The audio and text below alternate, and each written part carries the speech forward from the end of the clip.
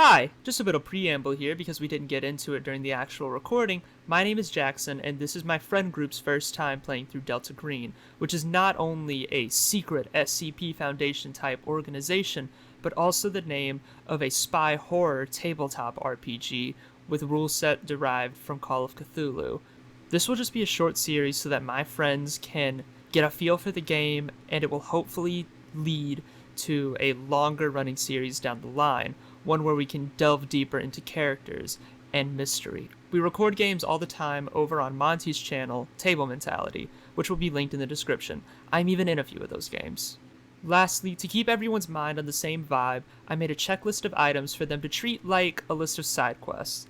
If they complete 10 of these items, then I will answer any question about the investigation that they ask. I'll be updating you all on this as well at the end of every video. Please enjoy the very first 5th Street production, Delta Green, the 1987 incident. Alright. It's our special guest. Alright, without further ado. The camera opens up. It's like ankle level shot, walking down a colorful hallway, follows a young woman. She's talking on a large handheld telephone with a wire connected to it. She goes over to a door. The door is labeled room number 5 of the 3rd floor. She knocks on the door. There's no answer. She starts yelling in this high-pitched voice. She starts saying, "Eleanor, Eleanor!" Bang, bang, bang. "Open up, Eleanor!" Bang, bang, bang. Still no answer. A few minutes passes. She just opens the door herself. It wasn't locked. She looks inside. She screams, a blood-curdling yell. She drops the phone. I'm gonna roll a die to see which one of you is introduced first. Marcus Ward.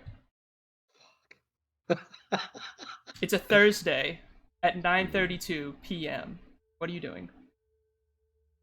At that point, I would probably be in my apartment, enjoying my favorite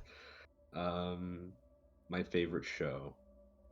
Just sitting down. I have in my lap sitting just a small scraggly looking beagle, like well kept, but they definitely are like on the older side.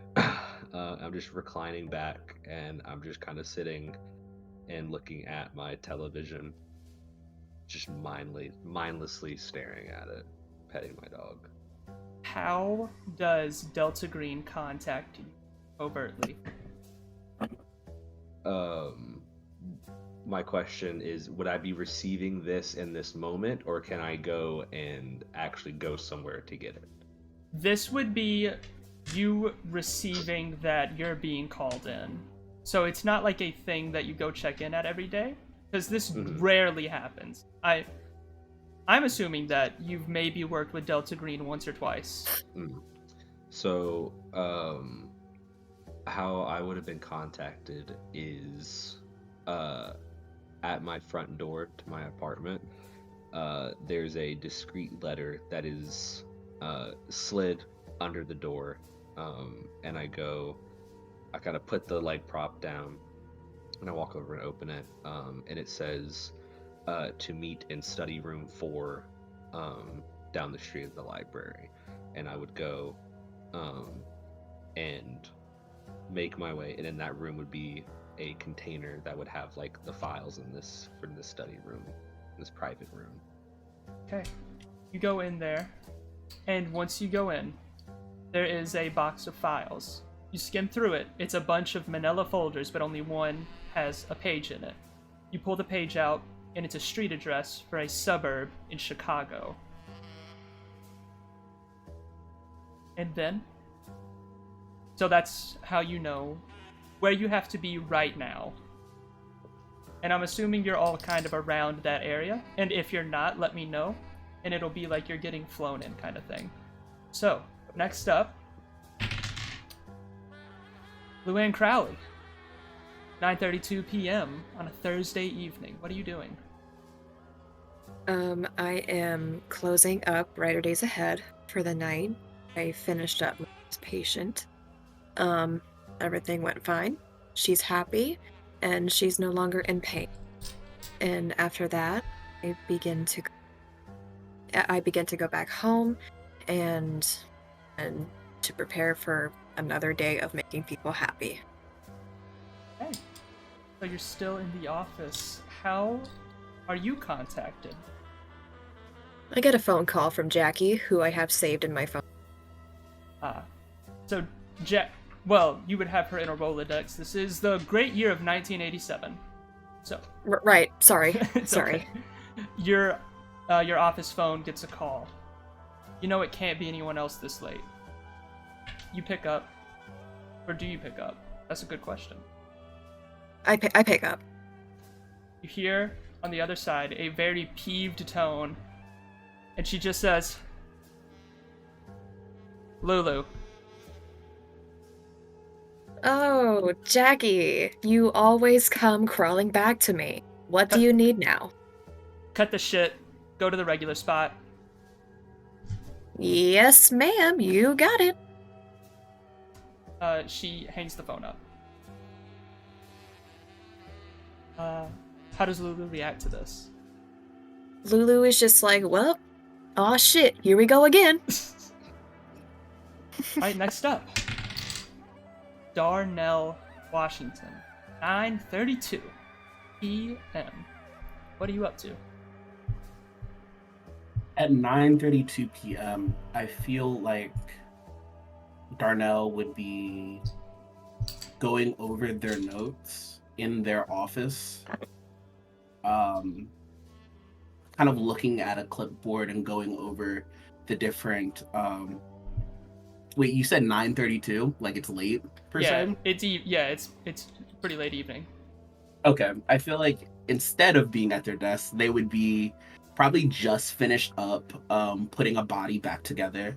It's very quick in the ER. Things are moving really fast, and you see that he kind of wipes his forehead, getting the sweat off, kind of takes down his mask, and starts washing their hands, trying to just finding a moment of composure in this like high stress environment. And Darnell has worked for Delta Green before, correct? Darnell has worked for Delta Green before, but they aren't happy about it. Yes. Unfortunately, he doesn't get a choice. How do they contact you? As Darnell is walking back to his office, he finds that a locked drawer that he always has the key on him is unlocked, and finds underneath a clipboard a picture of his daughter, and in black inky pen, go to the morgue now.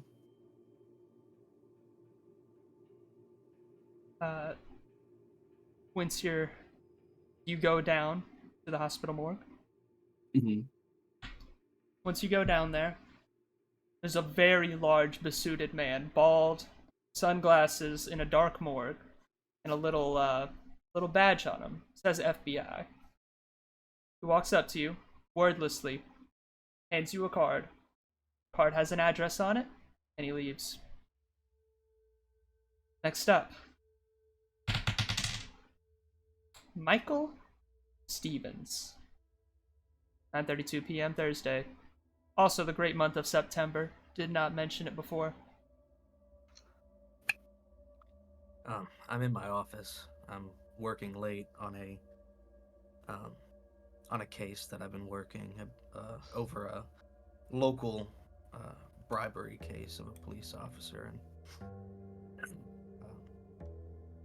as I'm just sitting there working into the late hours, I get a call on my company phone.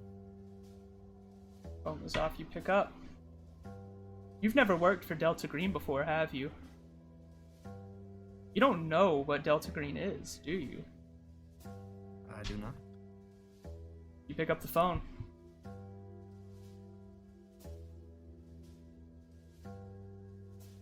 Hello? Hello. Is this Michael Stevens? Yes it is. Officer Michael. I need you to go to the mailroom for me. I'm sorry, who is this? Somebody that you want to impress, Michael. And I'm sorry. Hangs up the phone. Oh, okay.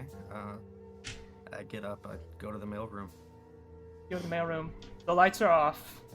But before you turn the lights on, you smell a large aroma of cigarettes. You flick the lights on. Oh, yeah? Nothing. I'm Yeah. just gonna make a comment. You flip the lights on, and there is a very, a rail-thin woman sitting on a mail cart. She's in a full suit and tie. Her hair is shaved. She's covered with piercings, earrings, got tattoos on the sides of her neck. As she blows out cigarette smoke and says, Michael, you've been selected for something quite important. CCTV footage has been cut. There's no one else in the building. Just you and me.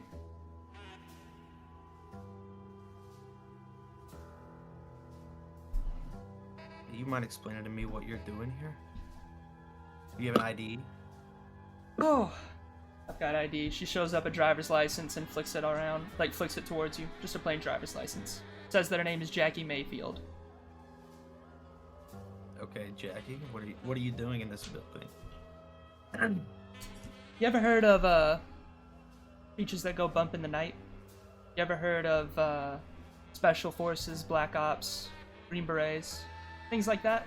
I mean, sure in stories, but Well, nothing real. let's just say that there are ops that are blacker than black, and there are creatures that are, well, a little bit too dangerous to let out on the street. You've been selected to work for Delta Green. You don't have a choice in the matter, I'm afraid. What's Delta Green? What are you talking about? I'm deeply afraid that you're gonna find out soon.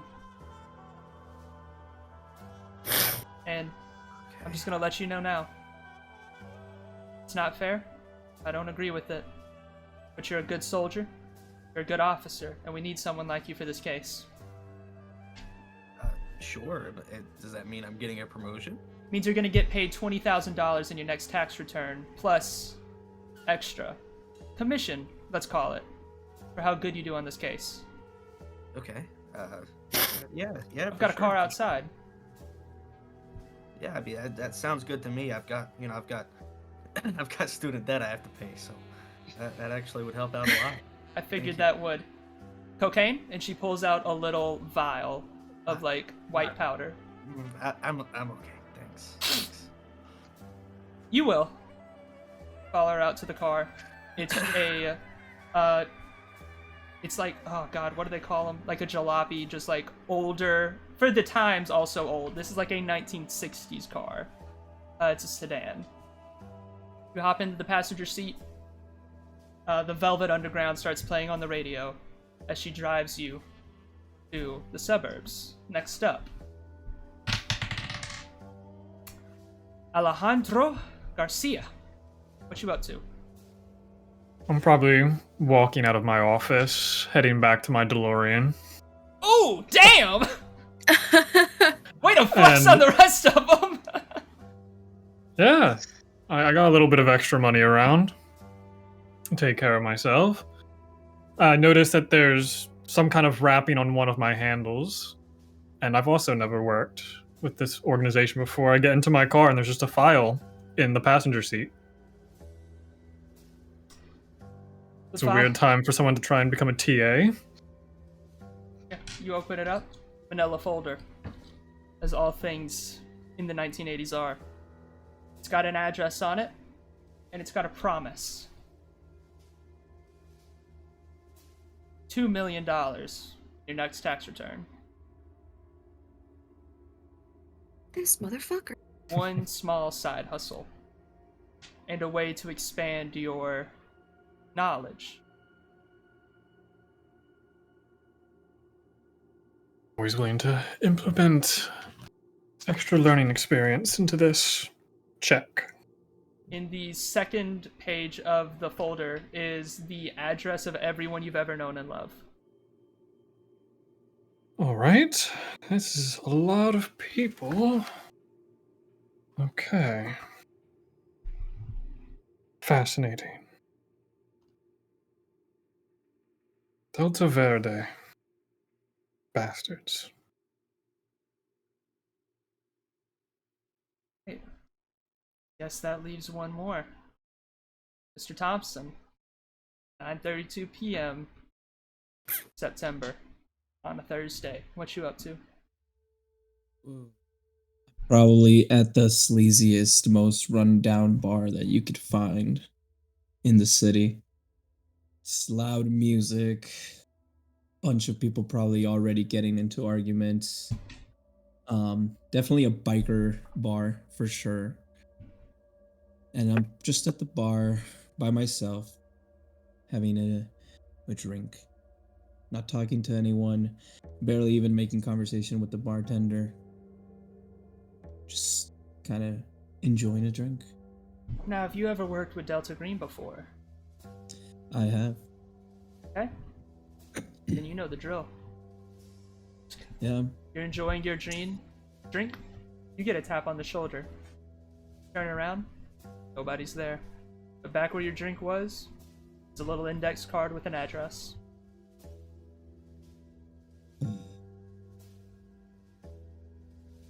You know, those bastards could at least buy me a drink every now and then. And I chug that last bit of it, pay my tab, and walk out. Alright. Camera cuts, aerial shot, establishing that we're in Chicago. Kind of zooms in on a small suburb with a little bit outside of the city. Street shot of a rundown house within this suburb. Broken windows, peeling drywall, overgrown grass. But there's a car, a little 1960s sedan, and two people get out of it. Michael Stevens and Jackie Mayfield. She throws her cigarette on the ground. This is like the third one that she's had since meeting you. And she says, "This is the place. Everyone should be here already." All right. I guess let's go meet everybody. All my new coworkers. So exciting. "I'm sure you'll love them," she says with a completely straight face. She walks in ahead of you, opens the door. Who's there on time? Oh, I'm there on time, for sure. Ain't no way. I I'm also- this. I also would be there on time because I'm late as fuck. yeah, I got a daughter to care about. I'm probably probably right there on behind time. Yeah. Alright, so you see all of the people that are on time. In this house, it's not like a living room. The entire thing's been gutted. Once you step inside, it's like stepping into another dimension. There is plain yellowish dry wallpaper coating just 4 wide walls, a large conference table with a dozen seats, and a projector on the end of the table. It's almost like you stepped into an office building. Okay. Hey guys, I'm Mike. Nice to meet you. And I'm gonna reach out to whoever's closest. I'm gonna go to shake their hand. I forget everyone's character names, but I'll walk over and I'll do like the thing where like you stick out your hand and I grab it, but then I take my other hand and clasp the back of yours. Not like in an intimidation, but just like it's a pleasure to meet you. and I do the same in return. Like, hey, Good bro handshake. how are you? Yeah, we you just know, blast from like Predator.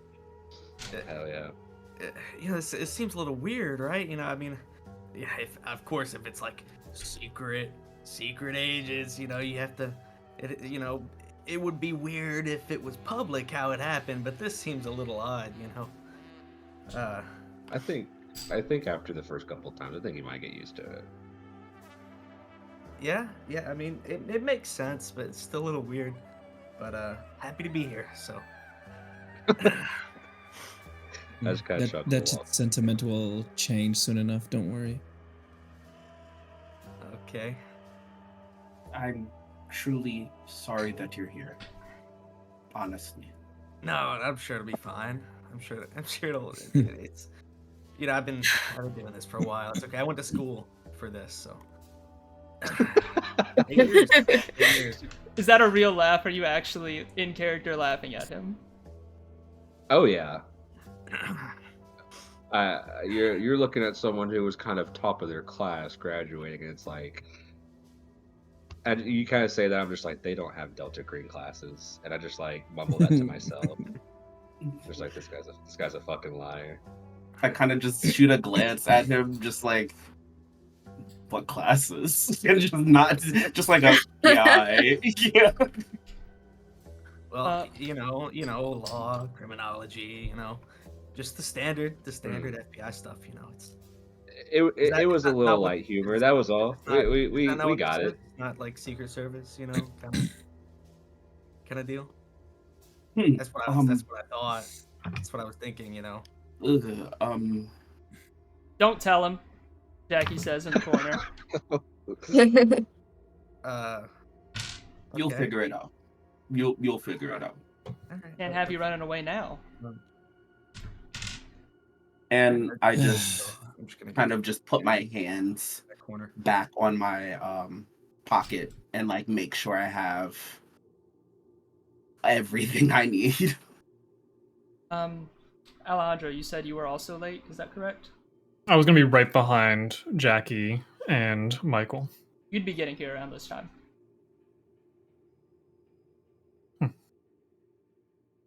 Homie, isn't it?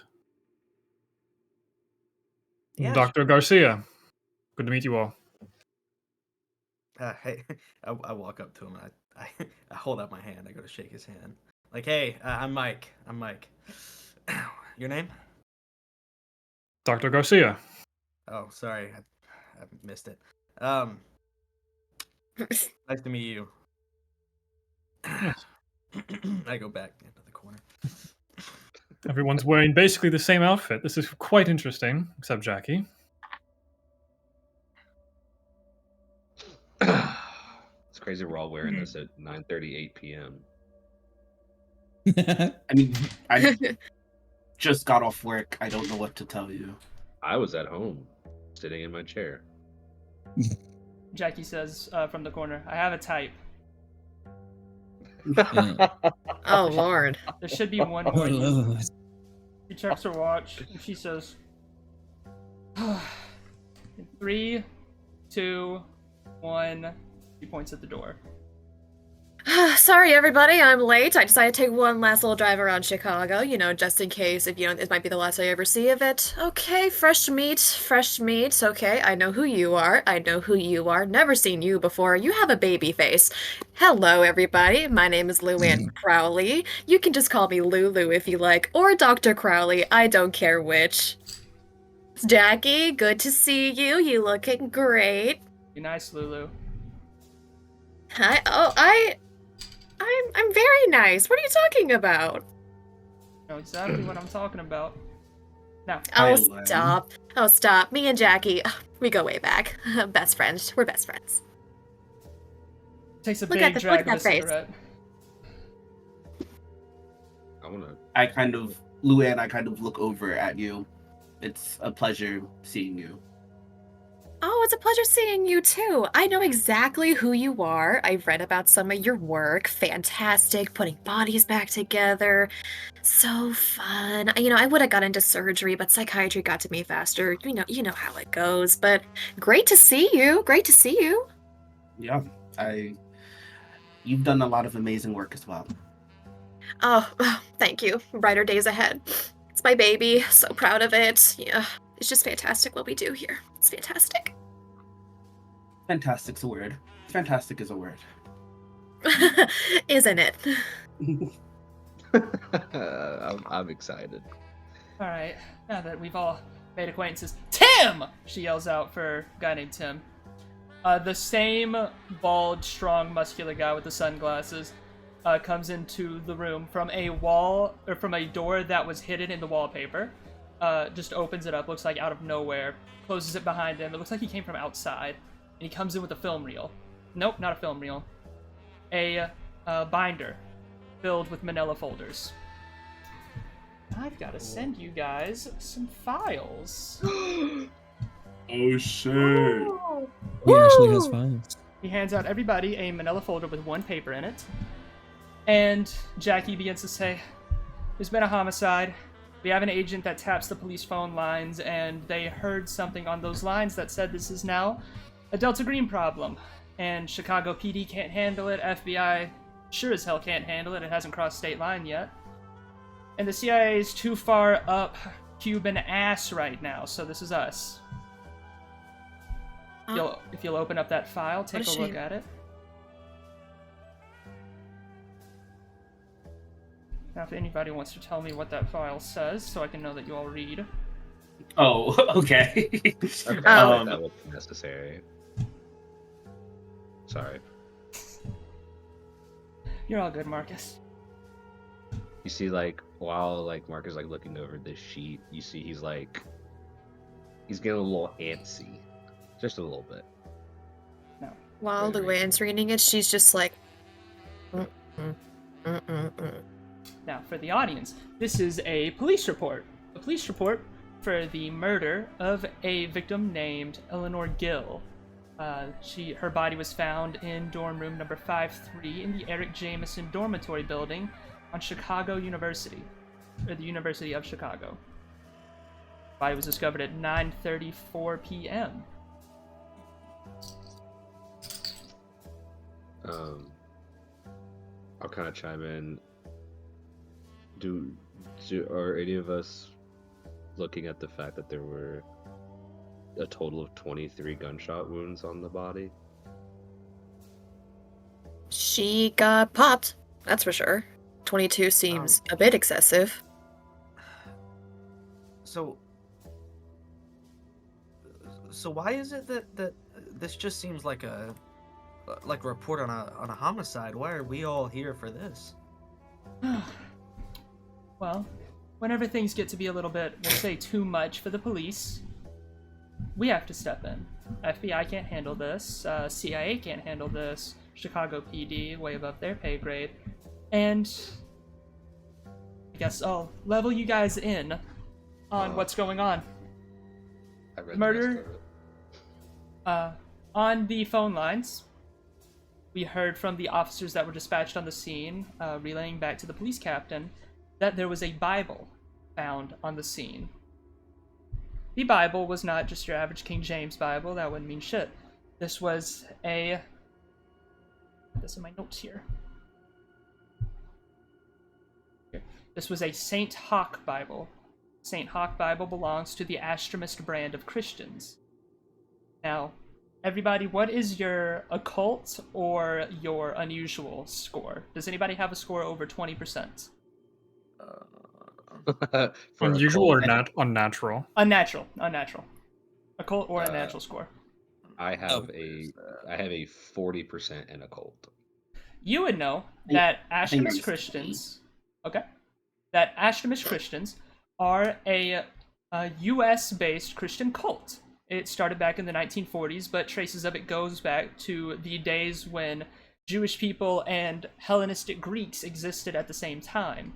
It is the belief that angels not only exist in our dimension, but they exist in the constellations. The Greeks believed that they were Greek gods or deities, and the Astromist Christians believed that they were angels. And the reason that this is a Delta Green problem,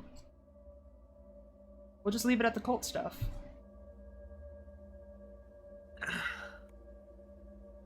Not the first time I've had this problem.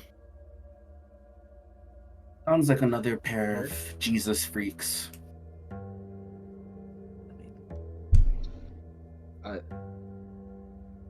Have we all read the document? I have a question I want to throw out to everybody. I have an idea here. If we're allowed to. Is this too soon, Jackie, or? Send it out. You're gonna take a look at the body in about 30 minutes. Well, there's 22 gunshots on the torso, with one found going through the head, but there's no sign of firearm, or there's no casings on the floor. There's nothing.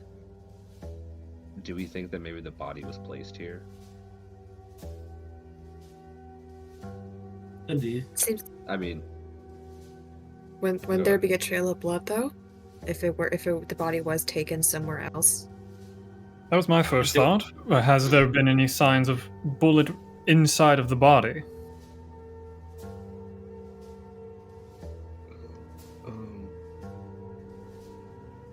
So if we get to Maybe see instead the of body, it would be saying- good to see if there's anything going with the gunshot wounds, or that could just Gonna be a say- title. They believe it to be placed. I'm pretty sure that it is placed in here, but what's the point? So, do we have access to this Bible? Yes, it's still on the crime scene, and this is a good time, Tim. And Tim reaches into his jacket and pulls out 6 leather-bound, tiny little notepads, almost like a passport. It says, "You've been forged FBI equipment, all except for you, Michael. Yours is just your regular one. We swiped it from your office. Okay. You've all had FBI IDs formed. This should get you into the crime scene. Local PD's already been alerted that the big dogs are going to take care of this. I Grant. need you all to follow FBI protocol. If you don't know what that is, ask Michael. But if Michael's not around, let's chalk it up to DBAA. Don't be an asshole. Oh man, Yeah, I know, right? sucks. I just want to see. I just want to see that Bible. Sitting I'm there just nice and pretty interested. waiting for you in a Ziploc bag. Now call me crazy. I'm just throwing something out here. If I were a crazy Christian, I'd be highlighting some stuff in a Bible. I'm just saying. They do that. Or depending on how smart our target is, I'm sorry. How smart our victim is, they maybe could have found a way, or they might be working with someone else to get rid of the blood. Maybe it's a part of their ritual or something. When it comes to cleaning up blood, you would probably smell some kind of leftover a scent of cleaning products. Well, Yeah, they there would said be a residue, 100%. It's the smell of salt, but that might overpower any kind of cleaning thing. I discovered I can't read while people are talking. A very similar issue. I learned something new Sorry. about myself today. I learned something new. No, it's not your fault. I was like, oh, I had an idea, and then I read literally like the last 2 sentences. Like, oh hell. I didn't have a very. That wasn't a very interesting thought. We're gonna have 10 seconds of just silent reading time. Thank you. Yeah. We'll cut it out. So why? So, I mean, I'm ready to go. Good, the van just got here. You hear a honk outside. Oh, a van. Is it white? No, it's Delta Green. It's black and it's got fake FBI lettering on the side. That's boring. Well, don't drive through a car wash and you'll be fine. This is so weird. Oh, I'm so glad I fell asleep at my desk. It just started. Last chance on that cocaine. I'm okay. I'm not really into that kind of thing, you know. You will be. Hey, Maybe. Jackie. You mind if Hey, I take Jackie. it? You should have brought your own bitch. You know better. Got him. Okay. What were you gonna say to Jackie? Is that what you were gonna say to Jackie? No, I was just gonna say, hey Jackie, see if you could beat your record in snorting cocaine in 3 seconds. Oh, If you keep God. working on this goddamn job with me, Lulu, I might end up having to do that, so can you please do me a favor? Don't pick up the next time I call. No, I'm gonna pick up. Out of all the shit that I've worked with, you scare me the most. Get out of the house, we have to flip it again. Owners are coming back soon. Well, everyone, let's get out. Yeah, after you guys. Walk outside. Adventure time. There's a van with no driver in it. It's got FBI lettering, engines on. He's inside. Who's driving? I call shotgun. You know what? I'll drive, guys. I'll Yes. take care of it. I put myself between the driver's door and that guy. What's your name? Sorry, Michael. I'm Mike. Michael. I'm like, Sorry. I don't think the new guy should drive. well, I kinda- mean, I know how to it's work the computers fine. and stuff. If It's fine. in case it's. It's okay. Yeah, you drive. Yeah, it's fine. It's fine. Come on, Michael, don't pussy out. Come on. Hey, Stand up to him, man. Look, hey, we don't have to use language like that. Okay? Wait, we're in Cross. 1987. Never mind. Okay, Look, you're guys, a narc. Fine. Okay. You're a let's- narc. You're a narc, and you're telling me what to say and what not to say. I already don't like you. We're gonna be best friends. Sorry. Sorry. Okay. I just you don't have to resort to name calling. Okay. Right. It's fine. Sorry. Let's just get in the van. Let's go. You guys get in the van. In the back of the van is a Foot Locker that has all of the gear being provided to you. That is they're selling shoes back there. No. Sorry. That was the only thing that I could think of. That is an FBI windbreaker with the lettering on the back, a Kevlar vest that you're meant to put under your shirts, and a Colt 1911 pistol with extra magazines of ammunition, extended magazines, 15 shots each. Why exactly are we being given firearms to? What are we doing? Essentially performing an autopsy? You were in the FBI, Jackie said, right? Well, sure, but Well, you should know. Some things are on a need-to-know basis. Figure it out. Don't ask You'll any find questions, out. kid. okay. And when I say man. That wasn't I very say find helpful. out, I'm very I honest with mean, you. it's a safety precaution. Is the best way to put you it. understand this is all just kind of weird, It's like yesterday earlier, I was just pushing papers. I was, writing evidence reports, and now I'm going to investigate a crime scene. It's not. Really... I wouldn't be so hard on the new people. I mean, this is a frightening experience, and the least we could do as veterans is just be comforting and welcoming, make sure they settle in just all right. fine. Okay. Don't patronize him. Now you're just being patronizing. Let's just go. You guys head off. Camera cut. Next scene. Started to rain on the way there. There is, outside of this dorm building, there is a line of police tape. Do not cross. There is press with flashing cameras, people with Channel 3 News mics talking into those cameras, and police try to keep everyone at bay, keep everyone from crossing in. There's reporters asking the chief of police, has there been a homicide? Can you confirm? And the chief of police, a mustachioed man with one of those big caps on and a clear raincoat, says, we're not confirming anything at this time. This case has been moved up. It's not in our jurisdiction anymore. They're getting here just now. Camera pans over. FBI just pulled up into the parking lot. Guys. Before we get off, I kind of turn to the back. One piece of advice for this. Act like you belong. And I just get off and walk straight into the building without looking at the cameras or talking to anyone. All I right. follow right behind you with a notepad, getting ready to take down information. Lulu just kind of trots along behind them. Yep, I follow. Very everyone as nonchalant. well. As you Make guys sure are I- walking, you guys are getting camera flash. Hi, Sasha Smith, Channel 3 News. Can you confirm, has there been a homicide in this dorm? Steps a microphone at each of you as you walk past. We can't say anything at this time. Keep. I don't know.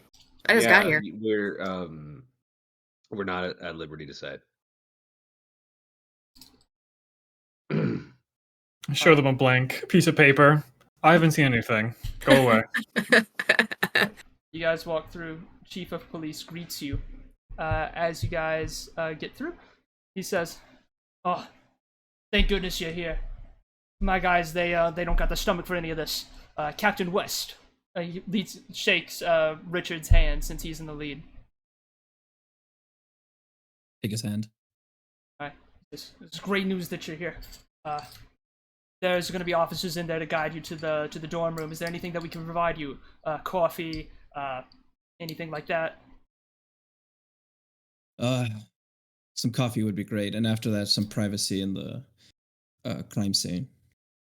We need time to work. All right, yeah.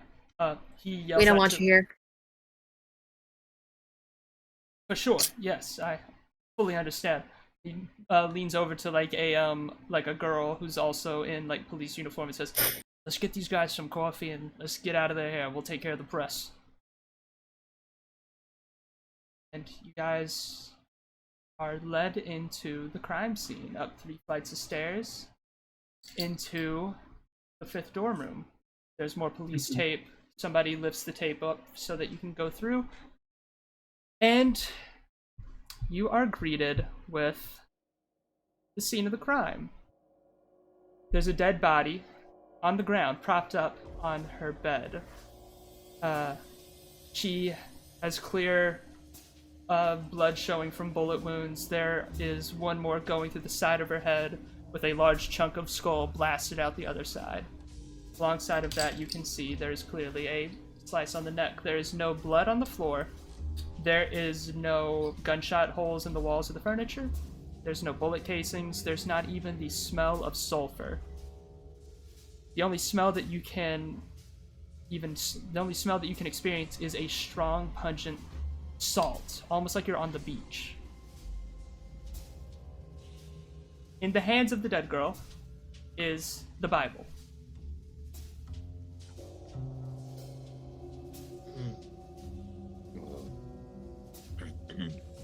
So, who's gonna? Someone gonna? I'm not Someone getting gonna go first? Oh, I'll go. I will. I'll go. God. I want it. Ugh. I was letting everybody else talk. Yeah, Marcus, I'm what are you not doing? going for the Bible. Yeah, I'm walking over to that Bible. Alright. Oh, I was going to the body. Alright, Darnell, you go Yeah. to the body. Marcus, you go to That's the Bible. that's not my thing. I need each of you to roll the respective skill. This is the first skill roll. Marcus, occult. Darnell, are you doing an autopsy or are you just inspecting it? Autopsy for sure. Surgery. And What's everyone else how, doing? You how want to does go? this work? You want to get under? If you roll doubles while you're under, you get a critical success. Also, if you roll a perfect 1. But if you roll over, you fail. If you roll doubles while you're over, you fumble. Same with if you roll a 100. Okay. Okay. Well, that was a 71 That's a failure. of an occult of 40. So I failed. 25. Mark that you failed an occult roll. Yeah. That's important for the end. And you said 25? Yes. Right, you succeeded. We'll get back to you. Richard, you said you were going for something. What are you going for? Oh, well, I was also going to look at the body, but if he's doing like a quick autopsy, I don't have to do that. There's always searching the room or talking to the... Yeah, that's what I was going to do. Yeah. I'm just going to look around the room. I'm trying to see if I can pinpoint more like this where the scent of salt is stronger. Thinking if they did clean it up, where was the body dragged through the halls or was it brought in through a window?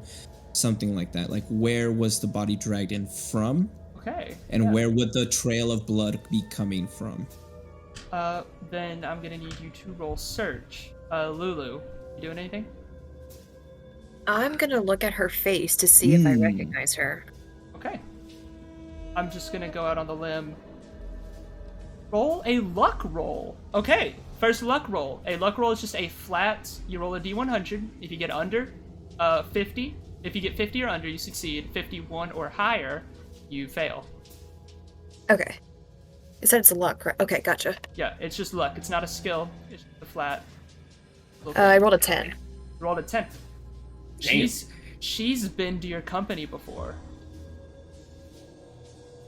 Okay. She's been to Brighter Days Ahead. Recognize this girl from exactly a year ago. Around the start of the semester. Michael, you doing anything?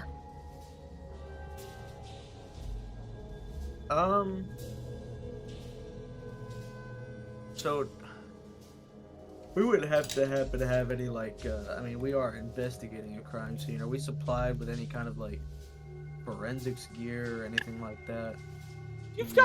You've definitely got like gloves or things that you would need, like gloves, little plastic baggies, little markers. I want to see.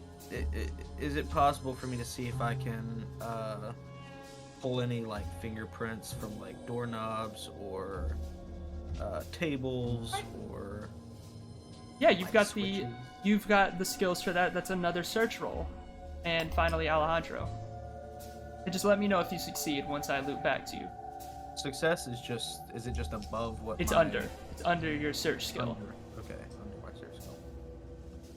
Going based off of the smell, I want to take a match and strike it and see if it has any kind of interesting reaction to the aura of salt in the air. Science chemistry. Hell yeah. That's Close all up. That's a 17. So. Eh. You kill 58 under everyone. 60. God damn. Okay. Okay, I'm not sure how salt reacts in the air, or salt reacts with fire. But I just want to see if there's any like flickering going on. That would be different. Any weird sparks. 58. Yeah, short answer is once it gets closer to the body, it burns brighter. The salt manipulates the fire to burn brighter. So, looping back around, Marcus, you said you failed your occult roll? Yeah, I got a 71 out of 40. Okay. You still know of this Bible, and it is, like, cultish Americana kind of, almost Mormonism, but a little bit more esoteric, and there you would know that ritual is involved. But to fully study it, like, you're just skimming through it. Just because you failed doesn't mean you don't get anything out of it. It just means you skim through. And there are highlighted bits. The highlighter's faded, you don't think it's recent, but there are highlighted bits in this Bible, and it is mostly verses that have to deal with humans' virtue and women's virtue. For the most part, it is just a King James Bible, but every now and then there will be verses that have to do with, or not verses, but books, like new books that were added in that don't have old-timey Jewish names, but instead have more either Hellenistic names, like Greek names, or European names. But you don't really make heads or tails of it now. Maybe if you study it more later. Darnell. Understood. I had a 25 out of 50. Get your notepad ready. Oh shit! Alright. So, There it is. Word. Okay. what a plan at? Real quick, I have a question. What's up? The etiquette for taking notes, should we keep it as like only what our characters know, or can I write down what Darnell's about to learn? I'm assuming that you're all gonna talk to each other, so I think the etiquette is like, Darnell told me blank.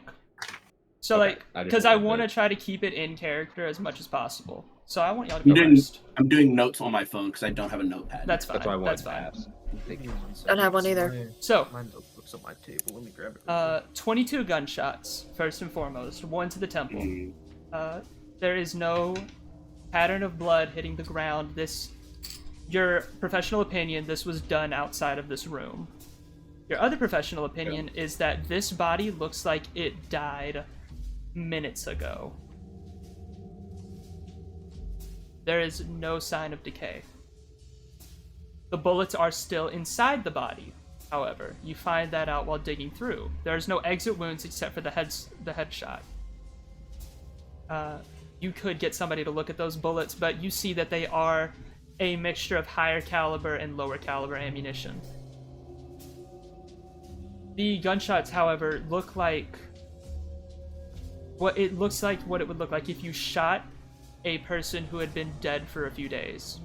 As in, there's no swelling around the wounds. There is no blood that seems to have flowed towards them. And also on the body, it doesn't look like the body's been cleaned, but there is just a severe lack of blood or hemorrhage. lack of hemorrhage, you said? There's a lack of hemorrhage. Okay. It's like you painted gunshots onto a figure from Madame Tussauds almost.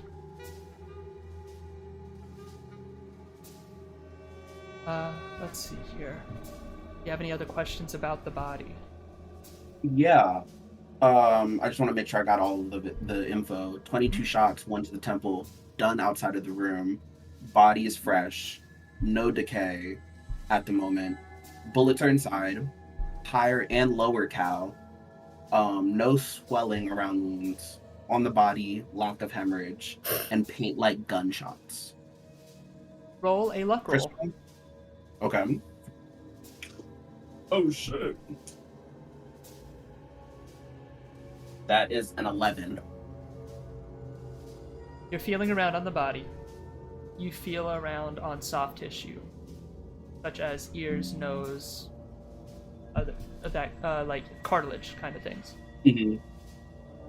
And where the rest of the body feels like it's almost still alive, these feel hard and strange. If you dedicate 30 more minutes or so to inspecting this, you might find something else. Is that something you're willing to do? Yeah, I will. I alerted to everyone, but I take out my scalpel. Okay. I have my scalpel in my other hand just in case things get weird. Alright. While you're working on that, Richard, you succeeded on your search roll, correct? Oh, I did not. No. Oh, you failed. Yeah. Thing just smells like salt. There's no blood dragging anywhere. It doesn't seem like salt was drugged through anywhere. But, just searching around the room, there are lots of posters on the wall. This girl seems to be very much into alternative culture and music. There are posters for, like, the Dead Kennedys. There are posters for the Sex Pistols and other punk rock bands. She's even got posters for Kurosawa movies and foreign films. And she also, let me check here, she also has a bookshelf. On this bookshelf, as an American operator in the 1980s, she has the Communist Manifesto, and it looks fairly well worn. Michael, what was your roll for fingerprints, correct? Yeah, it was 17. You... So she... Yes. So you don't find fingerprints, but that doesn't mean you didn't find evidence. There's no fingerprints on a single thing in this room. Not on the books, not on the records, not on the furniture. There aren't even any, like, shoe prints on the ground where her sneakers would sit. Okay, I'm gonna alert everyone else to this, like, hey guys, I'm checking everything, and this room's almost like there's never been anyone here before. Like, it's either been professionally cleaned or I don't know. There's no fingerprints, there's no footprints, there's not even a hair. Nowhere. Some of this does look staged as I'm still looking at the body and like feeling around and have the my scalpel on my other hand as I'm just like examining closer. Maybe someone was trying to frame another person. You might be right. As I'm just rummaging. At around this time, oh yeah? I was gonna say, if their idea was to frame somebody, I think they would have left that person's fingerprints behind.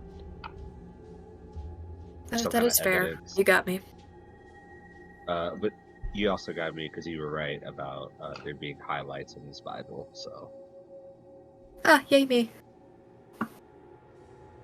At around this time, an officer comes back, the same woman. She's got 6 black coffees for each of you. She hands them out from the doorway. She doesn't enter the crime scene. And she says, by the way, the girl who found the body, she's sitting out here in the commons area. We've got her ready to make a statement, if that's something you'd like to get from her. I volunteer. I will gladly go talk to her. Yes, I'll ma'am. definitely watch. All right. Thoughts and prayers. Thoughts and prayers. She lifts the tape up and lets you guys pass through. And she says, I tell you, it seems like something out of that movie Silence of the Lambs. One of my Very good favorites. movie. Scared the bejeebus out of me. She leads you to the commons. And there is a, like a crying, college-age girl bawling her eyes out. She's got blonde hair. She is, clearly, like, was in her pajamas, but threw, like, a sweater on just because, like, there's so many people around.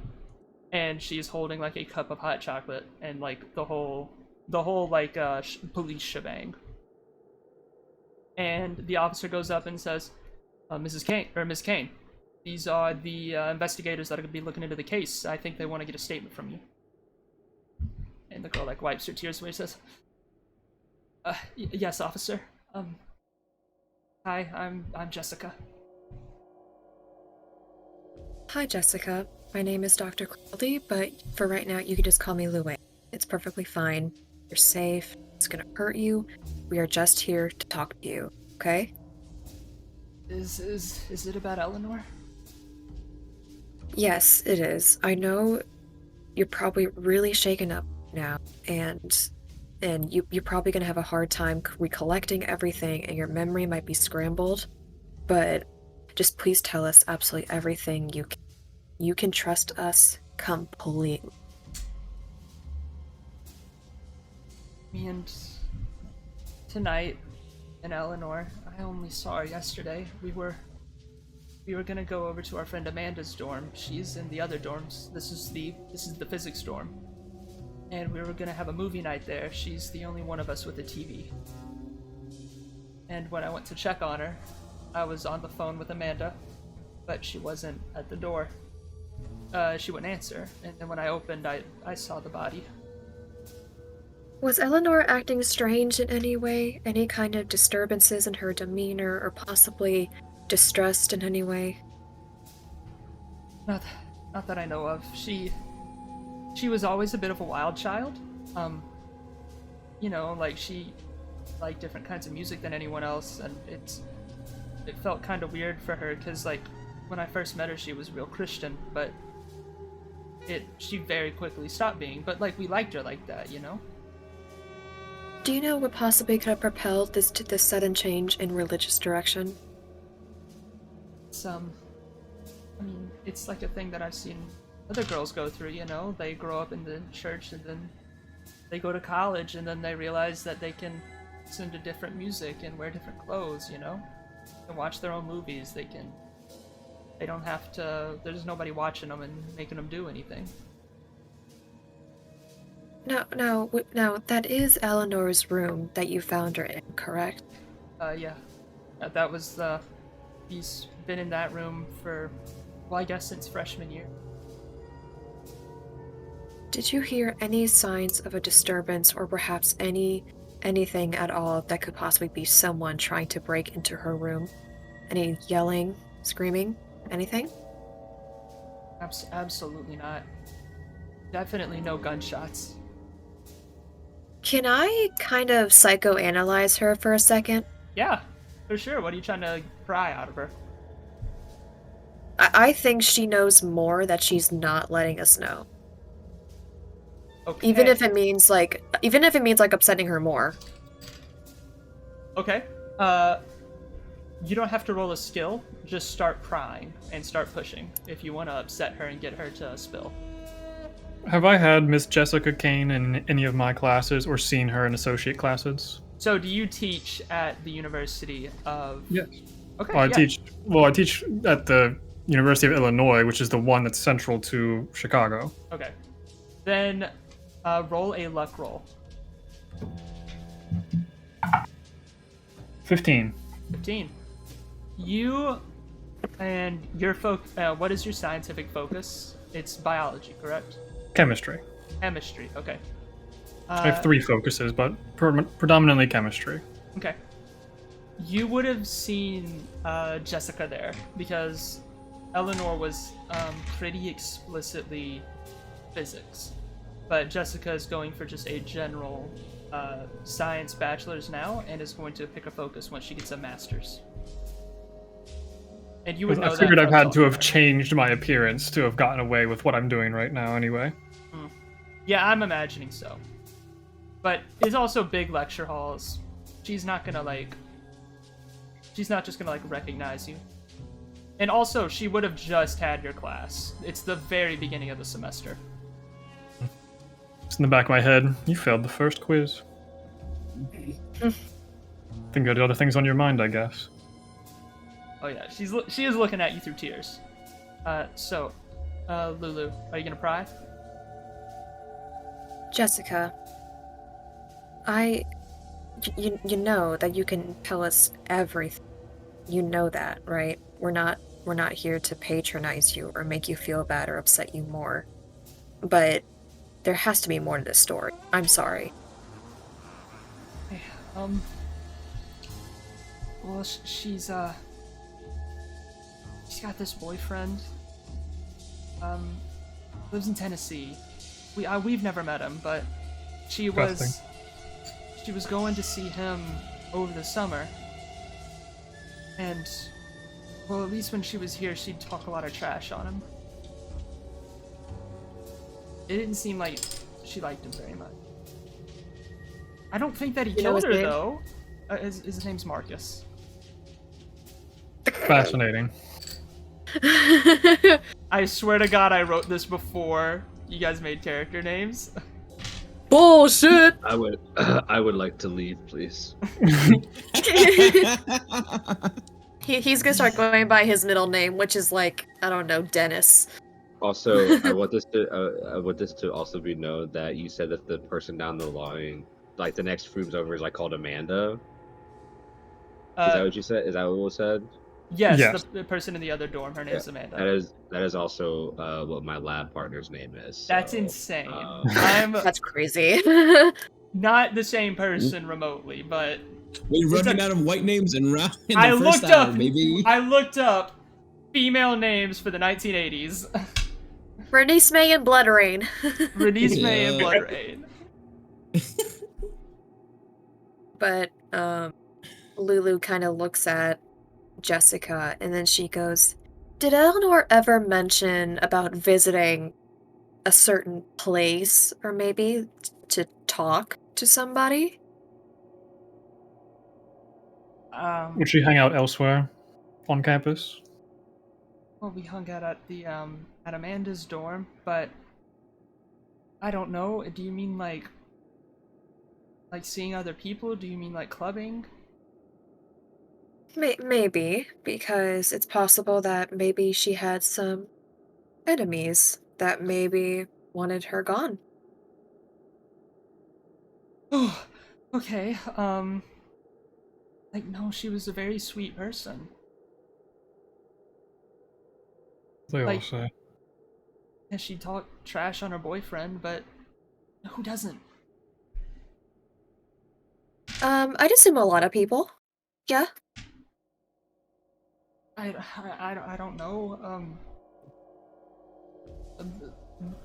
We do, I guess. What I about her understand family? he's. Which one?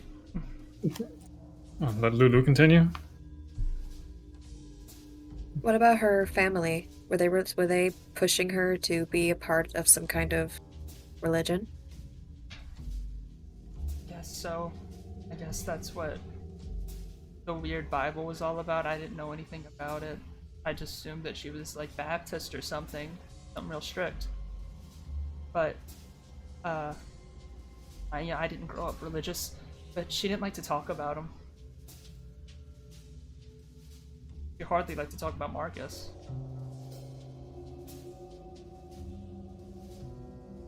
How long have you been awake, Jessica? I don't know, since 7 in the morning. Pushing about 14 hours of being awake. Yet you're still only drinking what smells to be hot chocolate and not actually anything that would help you in this instance. Here, and I hand her my coffee. Okay. She downs your coffee, like, instantly. I should revitalize you a little bit more to continue answering some questions. Yeah, okay. Just calm down. You're allowed to breathe. You may be asking a lot of questions, but that doesn't mean you have to stop your regular bodily functions. We're just trying to be helpful here. What else can I answer? Has Eleanor ever had something that happened to her, and then all of a sudden it seems like she just forgot about it? Roll a psychotherapy roll. And that's a D100, right? It's yes. Yeah. Unless you're rolling damage, it's going to be a D100. And this is Okay. for your psychotherapy skill, which I believe you have a 50 in. Yeah, so that means... Roll under remind 50. me? Roll under 50. Okay, gotcha. I rolled a 20. Hot damn. Hell yeah. Only one failed roll so far. You guys are playing to your strengths. Two actually, but yeah. She says, well, there was, I guess around the beginning of freshman year, yeah. She just, she was kind of chatty about Christianity at first, you know, like the first couple months. And, like, we weren't really about that. So we kind of asked her to, like, hit the brakes on it. And then one day she just kind of stopped. And I guess within that week, all of those posters in her room went up. And her whole music changed. And she started wearing, like, jackets. Oh no, jackets. Ladies. God forbid someone wear a jacket in Chicago. Started She's covering reading her Harry shoulders. Potter. Like leather jackets I'm or sorry, denim I'm jackets, sorry. you know. There, thank you. I'm She's sorry. wearing leather jackets, she's showing off her ankles. Oh my god, what happened to her? Did she ever But- have a prized possession that we could tie her to? Well, I guess after that, she was a real big fan of that Velvet Underground band, and she was a real big fan of she's got two books. She's got like one that was on World War II that she was really into.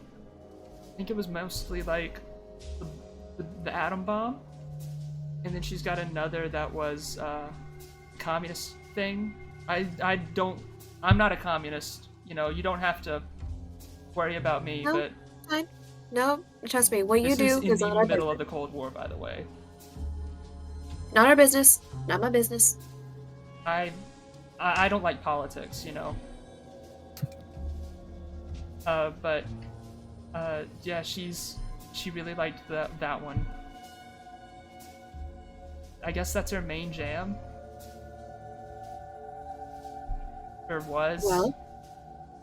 Well, I don't have any more questions for you. But if you ever need anything, and Lulu reaches into her pocket and pulls out a business card and hands it to Jessica, and she says, "Remember, there are brighter days ahead." Plug. Merch. She takes the card and she just kind of looks at it. And she's just gonna study it as y'all walk away. For the people in the room, Michael, while you were looking for Prince, you find a little wicker basket with a blanket on top. You pull the blanket off. Inside the basket is a orange vial filled with pills, 2 pre-rolled joints, and a bottle of wild turkey. Okay. Well, guys, it looks like somebody liked to party, but I'm not really sure if this shows anything else. Is there, on the stuff that's here? First, let me look at the pill bottle. Is there like a label on it? Label. You can see that it's been ripped off. Like it's not just not there. It was. Okay. Is there anything in it? Yes, about 10 pills. Okay. Make a criminology check. Well, actually, no. Just what's your raw criminology score? 50. These are Quaaludes. Okay.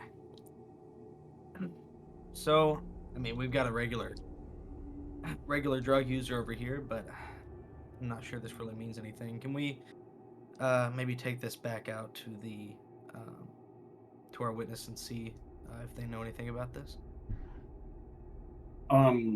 As I hear them talking about that, because it was what? It was Quaaludes, joints, and what was the last one? Wild turkey, which is liquor.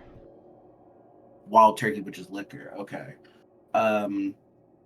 As I'm still doing what I'm doing, because you said it would take me 30 minutes for this, correct? That's about done by now. So Okay. you finish the thing that you discover. There are bones in her ear, and in her nose, and in her chest. Mm. I hope there were bones in her chest. But no, not those kinds. Like a regular. Irregular bones. Bones that aren't in the human body.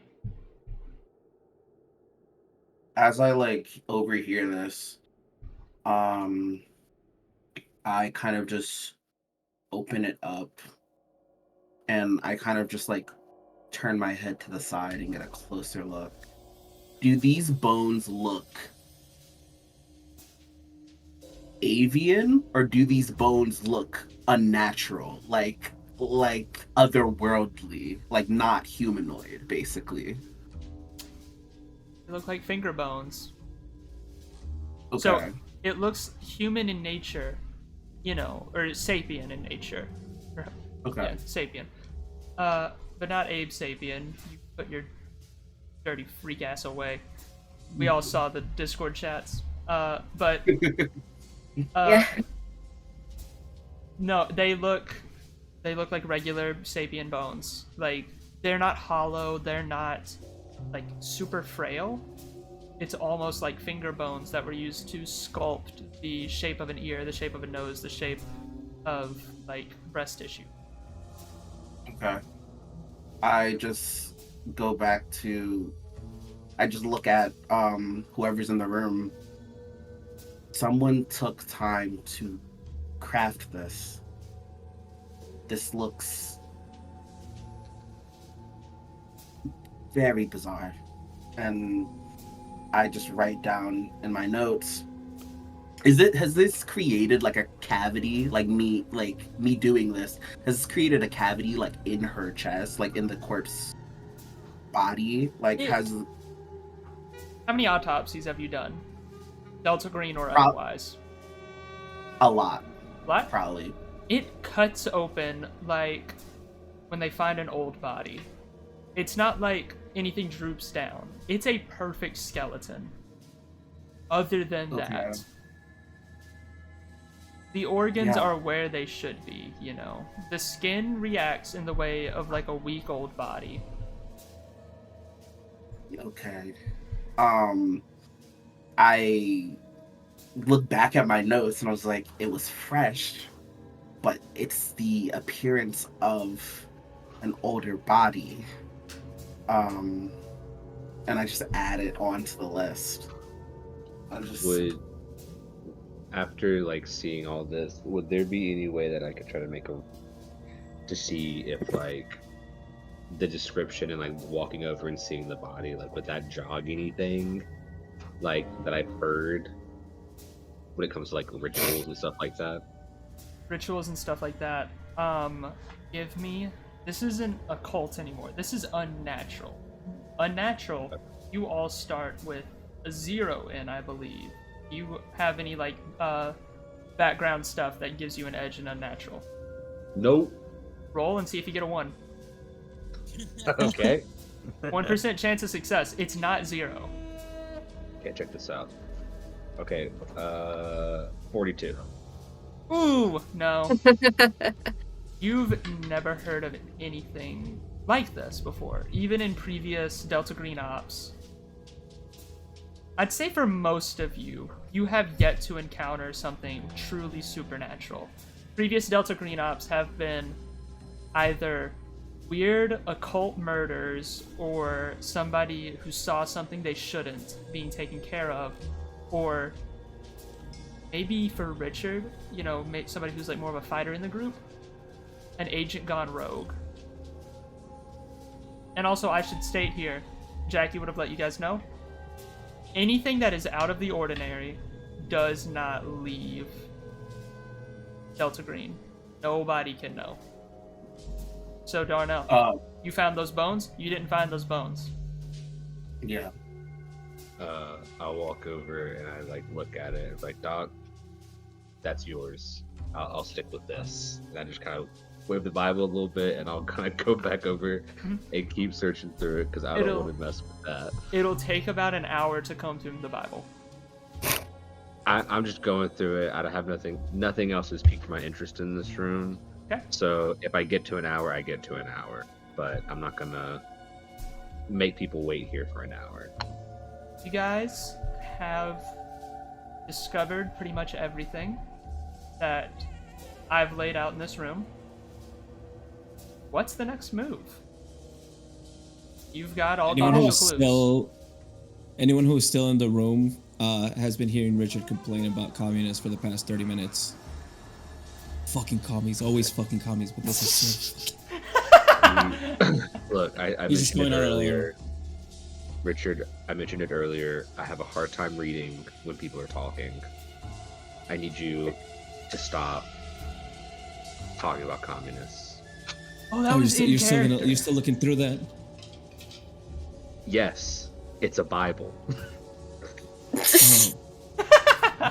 Well, Have you read? If you've read them one, you've read them all, right? All right. So No. I'll let No, you actually. do your thing. Do you not know the intricacy? Whatever. Okay. to the people in this room that care, these are the notes that I've created about this. But obviously, the 21 shots, the one to the temple, we knew that already. It is apparent that this was done outside of this room. Body is fresh, no decay. Bullets are still inside of the victim. Higher and lower cal, no swelling around the wounds. On the body, it's not clean, but there is lack of hemorrhage. The gunshots look more like paint, per se. And then there's ridges, or some sort of hardness around like, the ears, nose type of extremities. And then upon taking a closer look, and like I kind of lean in closer, so like bitches that are outside attending to what's her face. What's her face? It seems like the bones are not. This is something unnatural, is what this is. Hold on. Is it- Did you take any of the bullets out? What? What'd you What say, do you Mike? mean? What do you mean unnatural? You see they put the notepad behind and just looks at you. The reason why we have, and I turn to like, I kind of open my lab coat where it has the gun on the inside. The reason why we had this is for situations like that. And I point at the unnatural bone type shit that's going on in her body. That's Well- your answer. Did somebody place the bones like that, or was it kind of just there? I mean, that's what I'm more inclined to believe. You know, I mean, unnatural just seems. I mean, what do you even mean by that? It's like, it's none of it. There's nothing unnatural. I mean, it's. Do you not obviously see? it's what murder Did you not hear what he is, said? you know?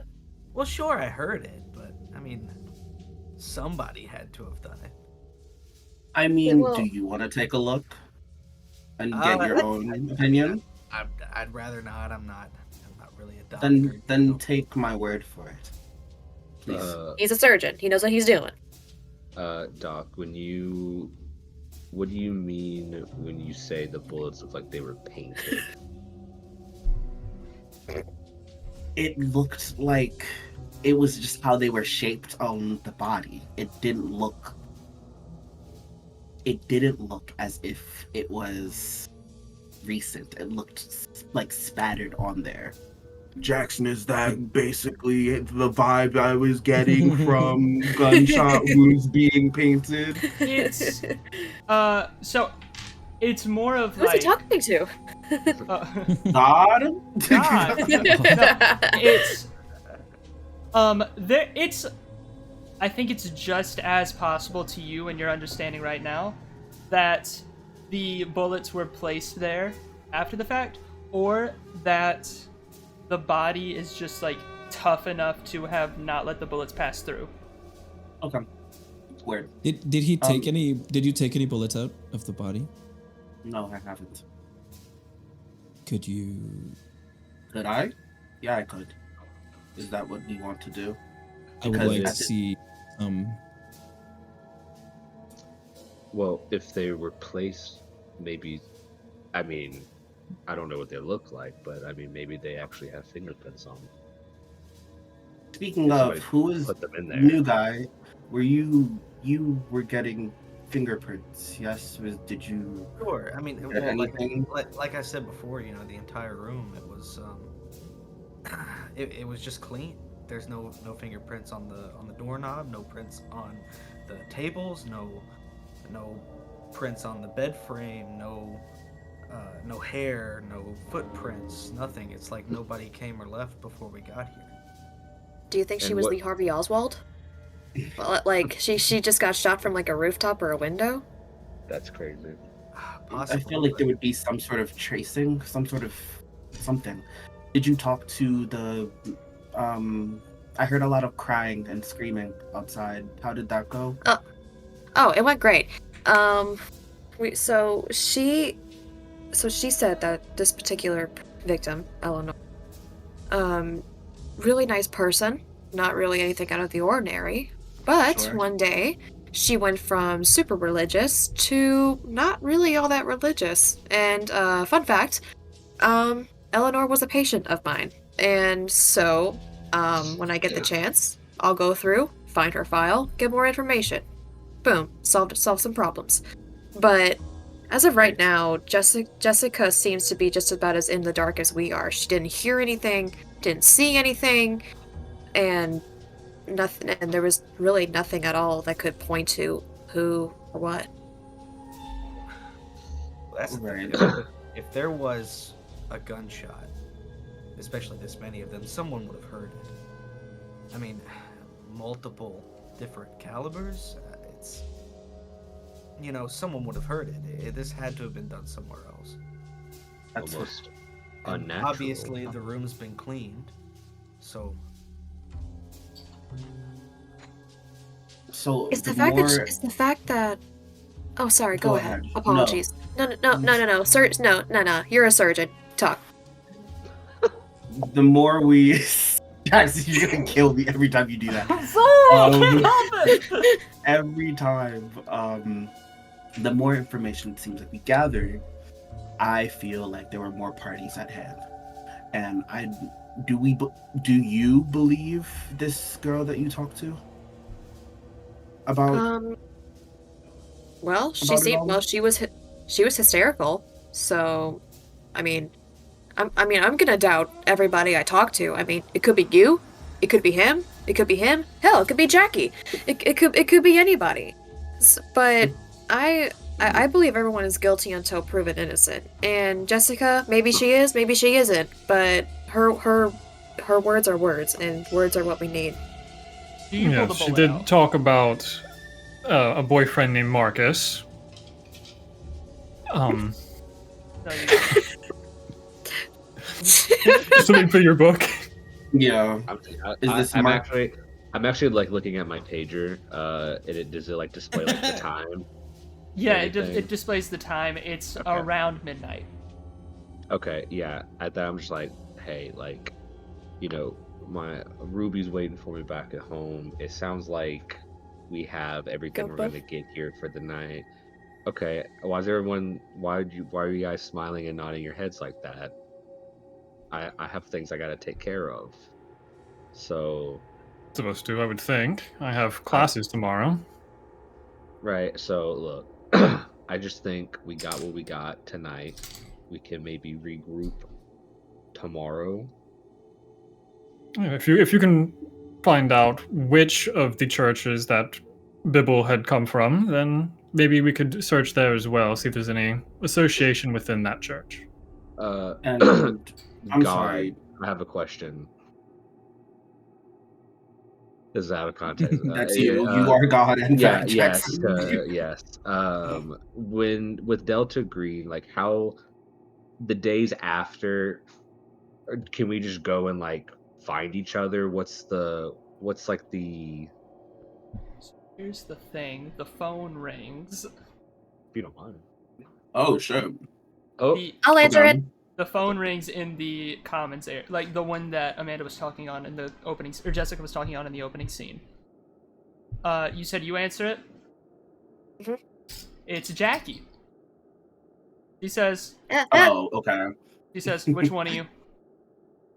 Oh, your best friend, Lulu. Give me a 411. Well, we pretty much hit a roadblock. We kind of have nothing. We have a witness account, which is fantastic.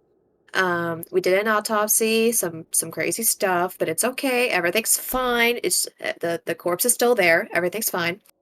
But we have some people going to do some other research outside of this, including myself. But other than that, we think it's best to just regroup tomorrow. You see, I'd love to let you do that, Lulu, but this is of utmost importance. Lives are at stake. There is not going to be any Jackie. regrouping tomorrow. Jackie. So, did you honey, tell her? Honey. Wait, okay, you're interrupting her. Yeah? Yes. Jackie, come on. Just this one time. Lulu, I will Don't disappear you. Guantanamo Bay. That's a men's prison, bitch. Yeah, I know. I help people from there. But listen, Jackie, don't forget what I do for you, and don't forget the favors that I've done for you. You work for me. You work for me, Lulu, okay? Let's keep that But in mind. you came to me. Hey, I'm just saying, you came to me first. Because I needed you. And now the higher-ups say that I still do. And so you can Aw, praise... you need me. You can praise that I kiss ass like a madman. Okay? Listen. Okay. We had a guy look it up. The church that she's from, Tennessee. Has anything from Tennessee picked up yet? Anything from there? I look over it and just like, yeah, and nod at you. Lulu just kind of like holds up the phone for like the receiver, just like points to everybody, and she's like, Jackie says hi, everybody. Hi, Jackie. Jackie yells out, "Shut the fuck up, Lulu. Somebody tell me if you guys found anything from Tennessee." There was a boyfriend that she apparently really didn't like from Tennessee, named Marcus. Not our Marcus, trust me. I vetted him. Listen. Let's go, So, Jackie. yeah. You guys, keep the van. It's a rental. So don't fuck it up. I need you guys to head to Manchester. Tennessee, of course. Not sending you guys over the pond. About 20 miles about 20 miles out of Manchester might be where one of the churches are. One of these churches of Ashton's Christians. It's Cultus. Pardon? Cultus? Cultus is the word that we're going to use for now. Yeah. Okay. You guys got to drive overnight. We'll pay for you guys to get a motel. This is out of context, but Jackson, way to remind everyone that you worked at Bonnaroo. I did work at Bonnaroo, and that's why I know where Manchester is. It's got a lot of empty space around it, so I thought I could put a cult in one of those spaces. Sue me!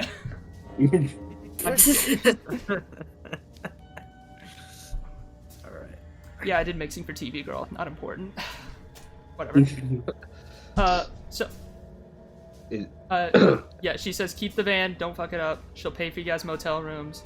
The drive to Manchester will take a full, about 8 hours. Yeah. Road trip. Do we all hear this? Road trip. Yes. I have a dog. You guys gotta call in I sick. need, it's already pretty late. I was supposed to feed my dog 2 hours ago. We have people for that, Michael. Don't worry. This is Delta Green you're talking to. We take care of you. Okay. As long as Thor's being taken care of, that's okay. Tim's gonna take care Make of sure Dory, don't worry. Okay. Make sure my business don't sink. I do good stuff there. You I have don't want it sinking. employees.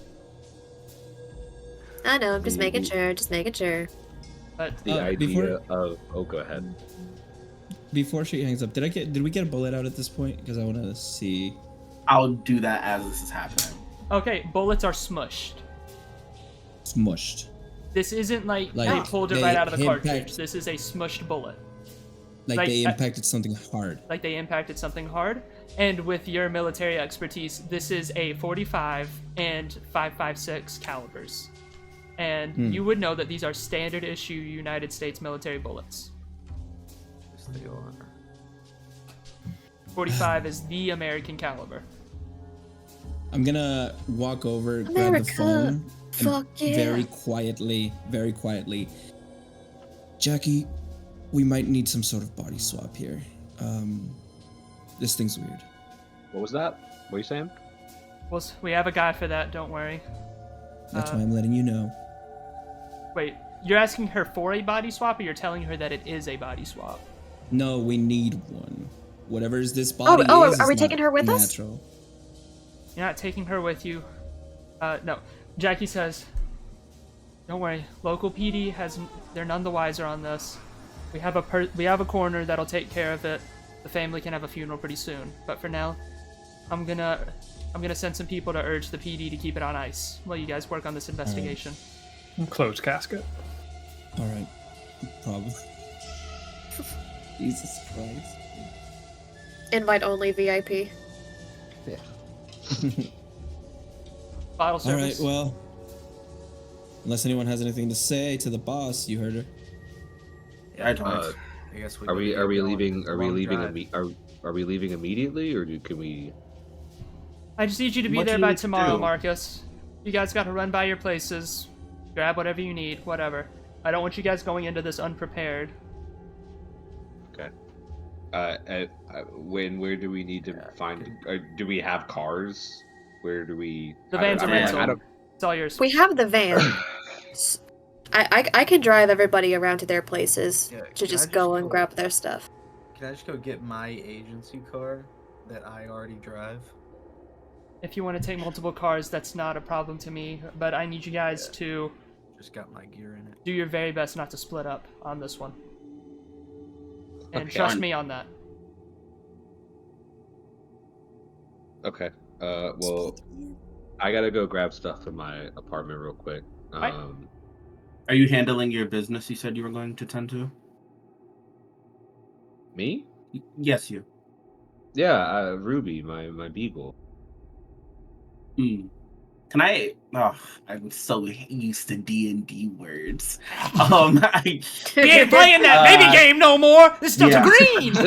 Welcome to the real Accent, tone, breathe. real world. Yeah. how do you? Can I psychoanalyze him to be like, are you telling me Yes, the truth? That is what human int is that skill.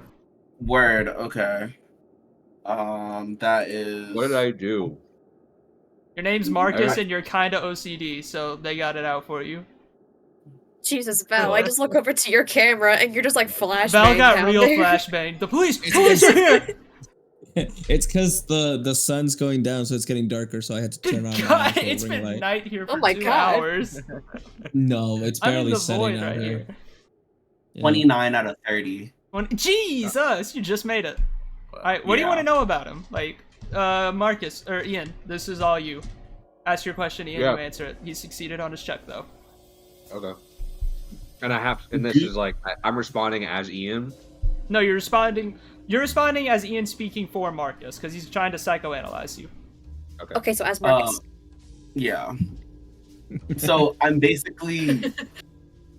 Darnell is trying to figure out: do you actually have a dog named Ruby? Like, are you What the actually hell? going back? Are you actually going home to tend to some dog? Like, I is described really it the in name of my some opening government op? opening scene. I described having a dog. He wasn't at your opening scene. Let's yeah, be I fair. wasn't there to fuck.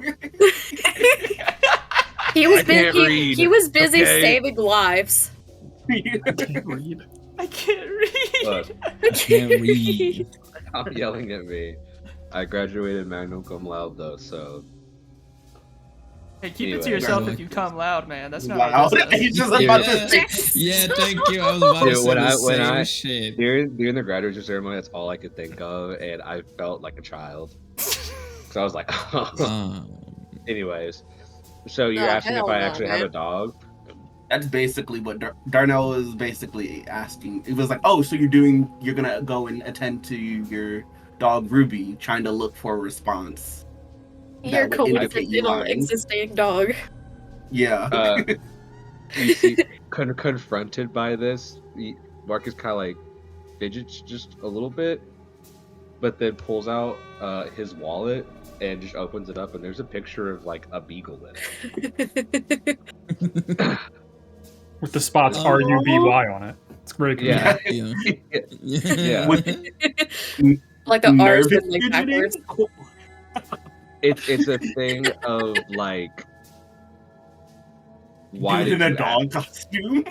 Like, not real. Ruby's my fursona, actually. And it's a picture of my fursuit. No. It's just It's just a fidgeting of picture. like, why am I being confronted by this? And just like, it just caught him off guard. I'm loving okay. this. I just go over to Mike. I thought they knew each other. I don't know. I don't know. No, But cute. I think Most teams are hastily thrown together. You guys will get that. we maybe had Yes, one you- mission, but I don't know. I don't really do this that often. All right. Anyways, I have a dog. I need to take care of. Okay, can I go do that? Yes. So you guys are able to drive around. You're done with the scene. You check out with the chief. Can I say that instead of going back to my place, I go to my practice and grab the file on Eleanor? Yes, and you can study that. Since you're driving, you can study that in the motel room tonight. What else is everyone grabbing? We'll Okay. go. I can't Yep. study and drive at the same time? What the hell is this world? Absolutely not. It is nighttime. You will crash and kill everyone. This is a rental car. It is so. No! The No! Delta Green cannot cover the fees of this. We're running on a shoestring budget here. I got my license from a cereal box. Okay, you can trust me. We're gonna go down the list here. Michael, what are you grabbing? You said your car. Yeah, I'm going by the agency. I'm getting my agency car, and I'm just gonna meet everyone else. I'm at the same time at the motel. Okay. And this is like a motel that's like, Jackie doesn't say go to this motel. Jackie says we will pay for a motel, like when you're tired of driving. So the motel is going to be like halfway between Illinois and Tennessee. Or like Word. halfway between Chicago and Manchester. Brian, I thought you were screaming for a second. No, I was yawning. Next up, Richard, you grabbing anything? Probably just a bag that I have ready with shit. When stuff like this happens, which has most of my gear in it. A vest, a couple guns, and a dagger. I literally just walk into my house, grab a bag that's by the door already ready. Probably just a couple of changes of clothes and shit, and just walk right out. Darnell, what are you grabbing? Instead of going straight home, I go to my office and I just grab a handful of scalpels, and just put it in like a side bag. And also, and just like a bunch of knives just poking out of the hand as you like. yeah, It's like a cartoon, like just. yeah. Wait, hold on. I got a picture for this somewhere. Give me 2 seconds. While we give her 2 seconds, keep going. And I also take throwing knives with me as well. Okay, I didn't know you were about that shit. All right. Yeah, Darnell is about blade weapons. Okay. Marcus. So I get back to my apartment. I feed Ruby, and I'm going to grab like a throw bag of just like clothes ready to go. I look around. I'm like panic searching through my apartment, and I found a little booklet. And as I like throw it on top of the bag, we see a signed copy by Art Clokey.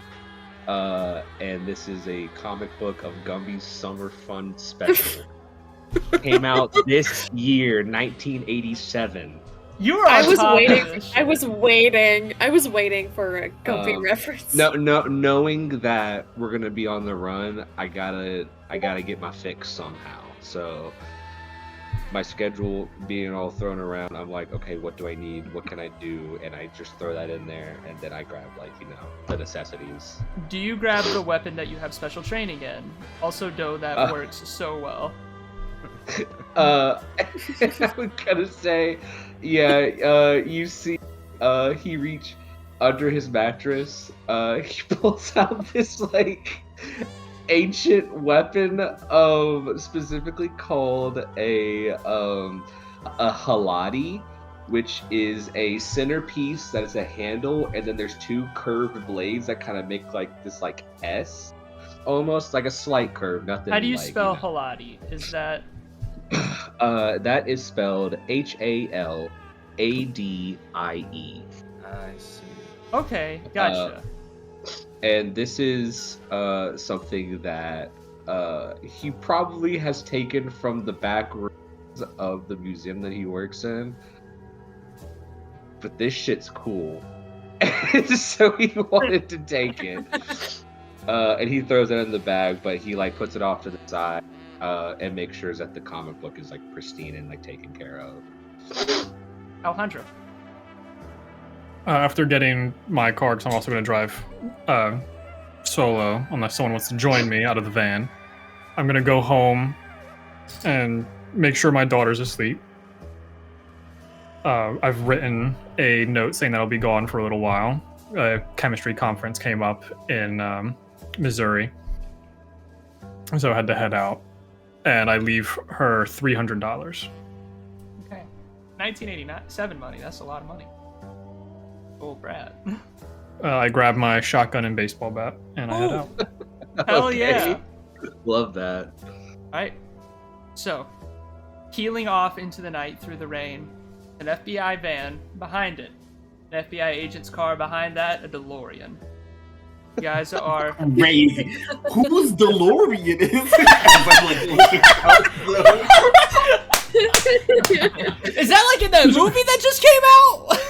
Yeah, you guys are this guy's just following us. We gotta take another right turn that makes no sense. He followed us still. What the fuck? It's just like that movie that just came out. Holy shit. I go to the back of the van and grab a throwing knife, and I just look inside, and it's just you, just okay. Puts the throwing knife down.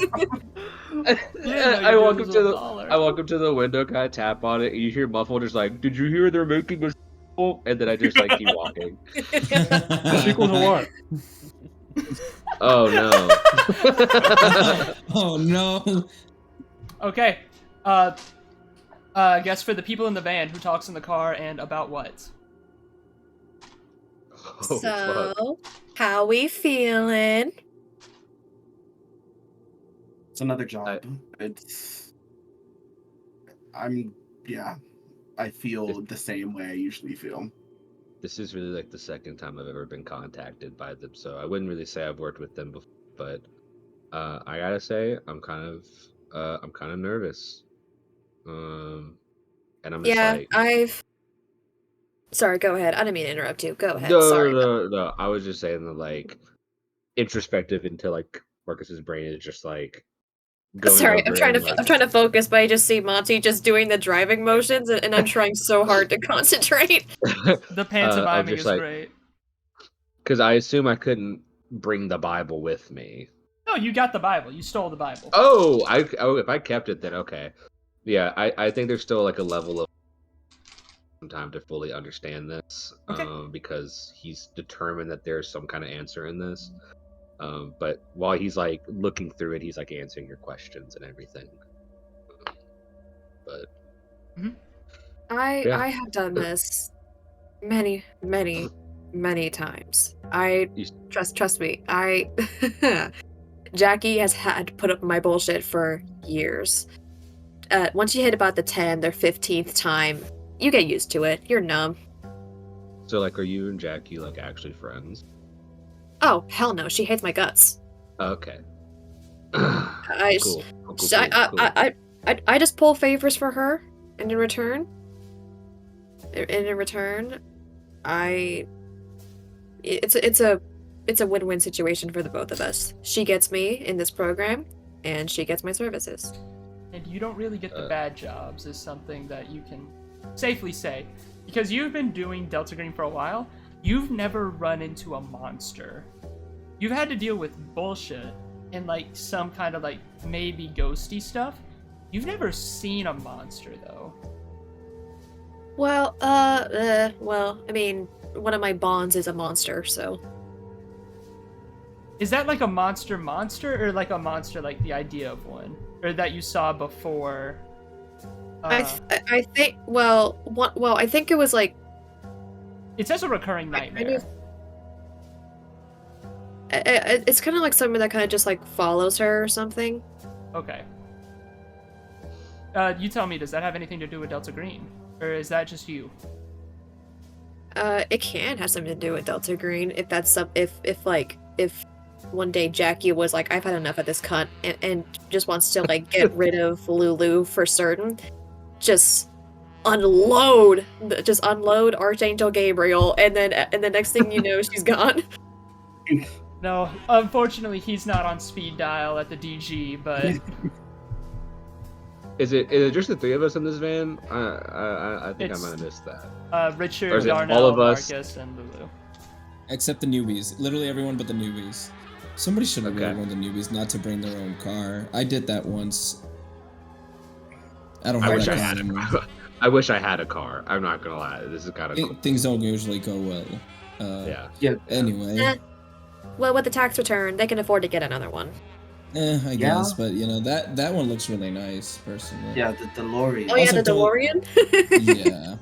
Also, don't take it personally. I don't think Jackie likes anyone, and I guess in our job, we really shouldn't get too attached to people.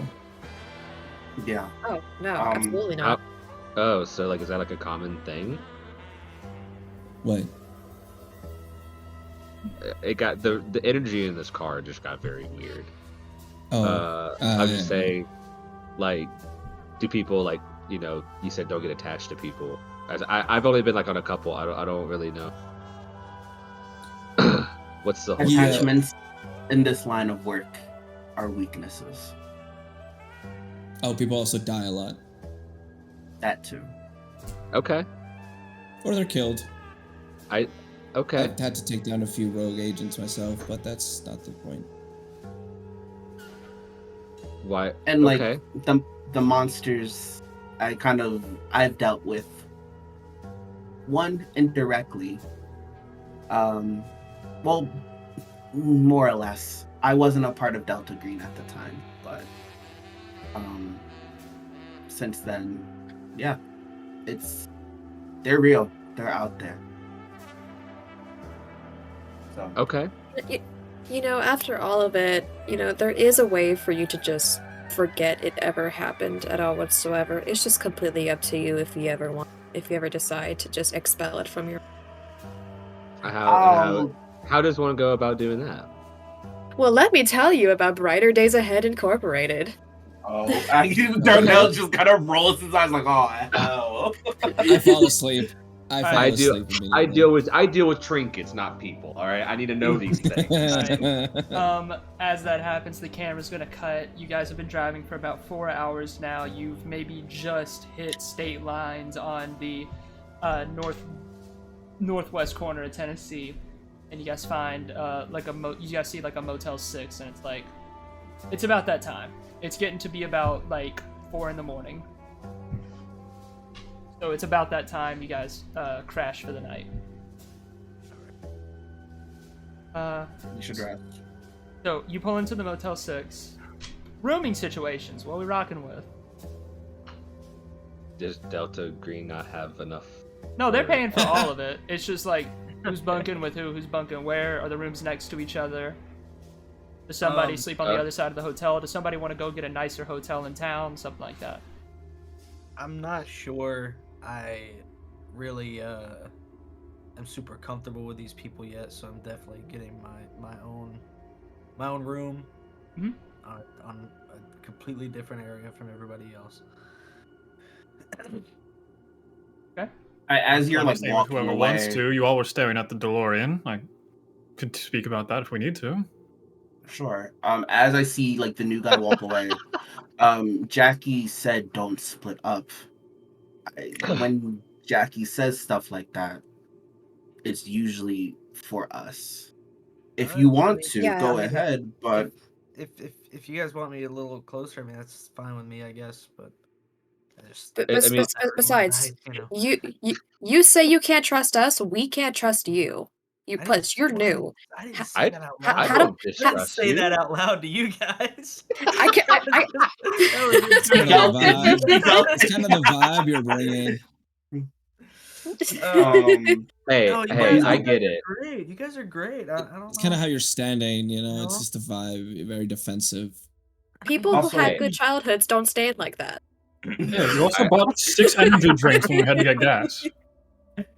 what was that? Well, I mean, I get sleepy. You know, I'm not a great, not great at driving when I'm tired. You know, micro sleeps. You know, you know, statistics say, you know, 60% of car crashes happen from people who are drowsy at the wheel. You know, you don't want to run Get into a that. load of this guy with his statistics. but I actually also kind of like seriously, statistics. if you keep drinking those, your heart will explode at a certain point. To be so honest with you. No, of course. Yeah, make sure you call your No, doctor it's if not that gonna happens. Okay, look, it's fine.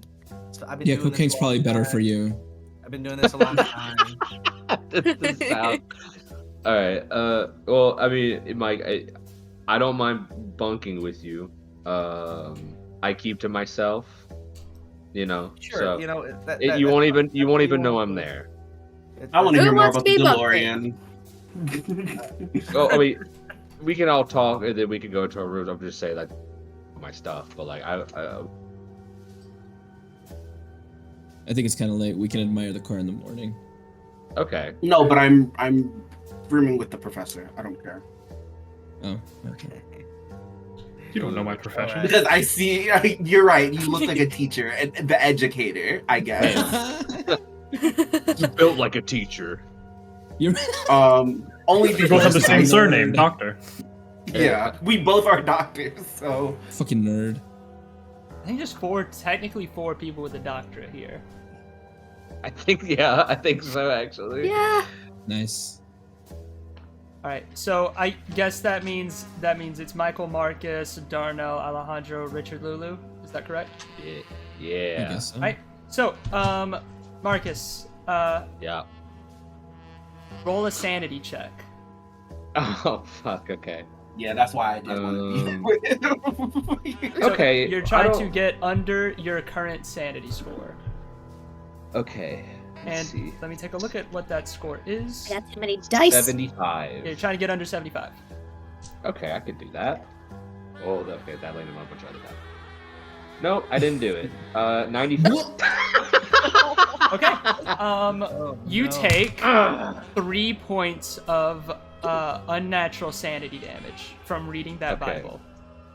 But you Okay, now have a what- better understanding of it, and you also understand a few other things. Okay. So I've taken 3 sand. Yes. So you understand that hidden within this Bible, and this is searching through, hidden within this Bible, and it is like cryptographic information. There is a belief and a ritual, and it's kind of like overlaying pages on other pages, like real shit you've maybe only done once or twice in your life. There is cryptographic information that is instructions to a ritual to bring an angel to Earth. Now you don't understand everything that's it's saying, because most of it is poetic. But it is it's saying things like the angelics, they live beyond the clouds, they live in the stars. They want to come here, but they need our help. They need human intervention. That is why God gave us free will. God gave us free will so we could choose to meet him on our plane. And you learn of this ritual. And you also learn, reading through this, there are several motifs that are similar between this and... How much research have you done on Delta Green after joining Delta Green? Specifically on the organization. On the organization, yes. I like to think Marcus would try to get a better understanding of them, but how much he actually learned, I feel like probably isn't a lot. So you would, I'd say with your occult score of 40, you would know of the Innsmouth Report. In 1928, there was a Delta Green raid. At the time, it was just the CIA. Or really, it would have just been cops, like regular cops, because there was no CIA yet. But, and they raided a port town in Massachusetts called Innsmouth. And everyone in this town was weird and fucked up looking like fish, and they were worshipping a sea god. And at a certain point, that god started getting up. And US military submarines had to launch torpedoes at it to go back to sleep. You understand this to be an old god. Several of the angels described in this book have the same motifs as a great old god. That is all you get. Great old god. Okay. And, so who crashes right away? Show of hands. I want to take a moment if I can, if possible, and I'm gonna go over to Mike over here. Yeah. Because Okay. so I know I said that I probably like you wouldn't notice that I'm here, but over whenever we were in the room, I remember you talking about like there is no unnatural and Yeah, things yeah. like that. I keep saying stuff like that because this he's kind of weird, and I keep getting told like, oh, you'll get it, and you're gonna hate it soon. What's going on here? You know? Yeah, I mean, and that's kind of like I think that's what we do. We try to find like Like, a lot of stuff kind of maybe doesn't have just the basic kind of answer. And I kind of showed parts of the Bible that are kind of like referencing these types of things, especially like the infographic part of it, like the ritual. I was just like, I'm not gonna force you to do this, but like, as someone who's kind of been in this organization for a brief time, I do kind of understand that like there may be some things that seem unnatural, but they very much are natural. And I'll kind of like present the Bible a little bit. Um, I just want you to be aware of what we may be going into. Because you seem nice. I haven't really talked to you all that much today. thanks. First time meeting you. But trying to do my due diligence and be helpful. So I just wanted to let you know that, and it's up to you what you want to do. Hey with man, that. I appreciate it. I really do, because it's like, it feels like I'm a little in the dark here. I feel like almost everybody else is like they kind of know what's going on. I feel like I'm just a little behind the times. If I'm gonna be here, if I'm gonna get if I'm gonna get this promotion, if I'm gonna be here, I wanna do my part. You know what I'm saying? So I understand. Yeah. We were talking about it on the way here. Apparently, people die in this organization, so we should. I'm trying to help. I haven't had anybody die around me, but others have, and I just. Yeah, I imagine it can be. They did supply us with firearms, so. Yeah. I imagine it could be dangerous, but which I have had, formal firearms training and all that, so I know how to work a gun, so I should be able to defend myself when I need to, but I'd rather not.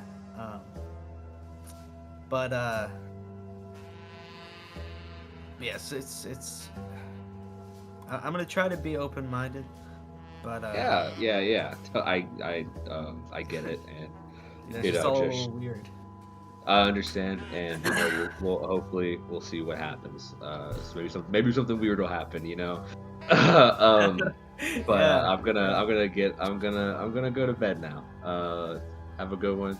Okay. All right. And I would just say you would notice a distinct, like, when Marcus is not talking about something that's like weird, like artifact wise or anything along the lines of that. Like when he's not talking about the kind of stuff, he's pretty weird and awkward to talk to. It's just kind of like uncomfortable. It's very unsettling, but it's like he has a purpose when he's trying to present something. Yeah, I'm just gonna start walking over and just start getting ready to go to bed. But I just wanted to. All right, man. Who's asleep by 5 a.m.? You okay? I'm assuming that's probably gonna be all of you. Yeah. Lulu, staying up? Yeah, I'm reading Eleanor's file and going back as to why she came to me in the first place. That would take you about, I want to say, like 20 minutes. It's not a big file, but the reason that she went there is she wanted to forget about her religion. She was tired of it. It was causing her problems. It was causing her stress. And in her file, it's all of Astromist Christianity. Okay. But there is nothing in there about like her boyfriends or her parents or anything. Okay. So by 5, do you think you'd be out? Get there at 4? Oh, yeah. Okay. Yep. Richard. And then No, nothing, never mind. Okay. Richard, you out by 5? Yeah, I'm done. Okay. But just yeah. just like a little quick note. I'd probably like, even if there's an extra bed, I'd probably sleep on the floor. Heard that. Because of that, you also have an alertness of 60. Because you're sleeping on the floor, you're less comfortable. I'm gonna bump it up to an 80. Without having to roll, you notice something. As the only light that's visible is the light that's coming through the blinds from the street lamps outside of the Motel 6. You see 2 silhouettes walk in front of your door. Everyone else is asleep, very asleep by now. 2 silhouettes walk in front of your little window. They look at each other. They look at a sheet of paper for a second. They're just sitting there they're just kind of standing there for a good second or two. What are you doing? I immediately grab my pistol and I'm just holding it, waiting for any sign. You're awoken by their And footsteps, I'll try to see if I can hear if they're saying anything. Not a word. It's the footsteps. You have a strong Okay. alertness, so you're like able to hear pretty much everything. Hear a sheaf of paper go back down, and you hear the pulling back of a hammer on a firearm. Oh, I immediately shoot. What's your dexterity? At the silhouettes. Roll a dexterity Fuck. check.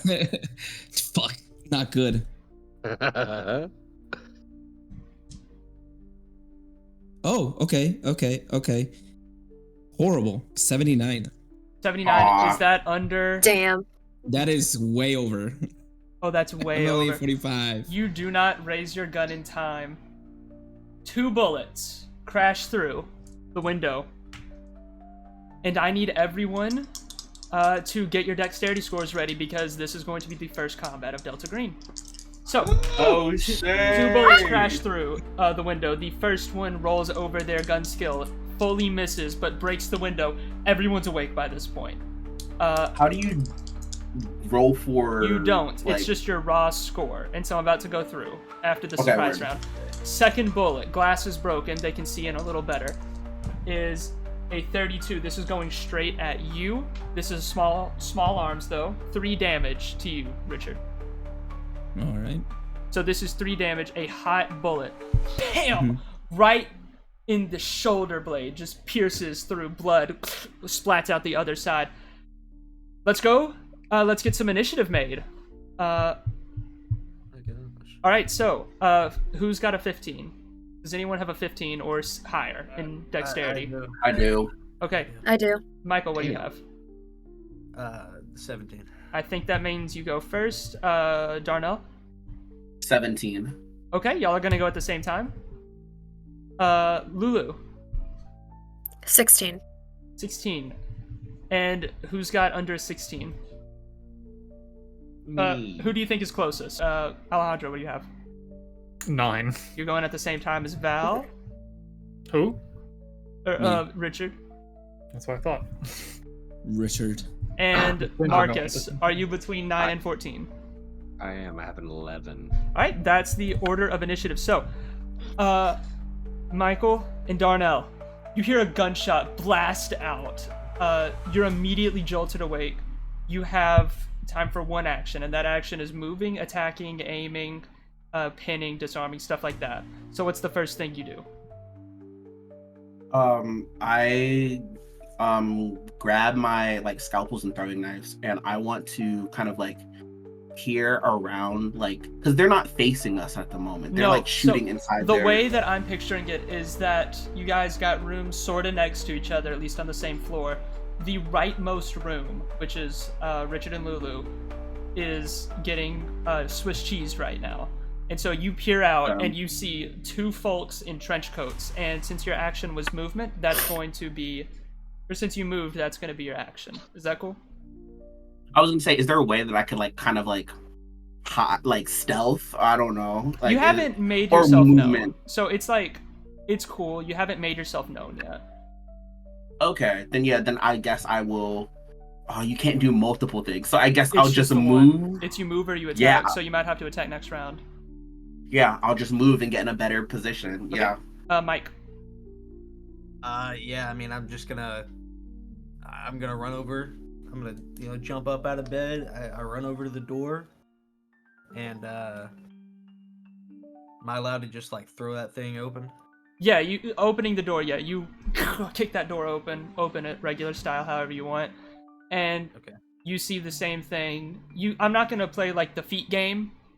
Oh no, but you guys are like, That's crazy. you guys I can sort could. of like just kind of get wherever you need to in one turn of movement, because you can move 30 meters. That's a lot of meters. Yeah. So if you want to get within punching range, you can. If you want to stay in the doorway, that's also fine.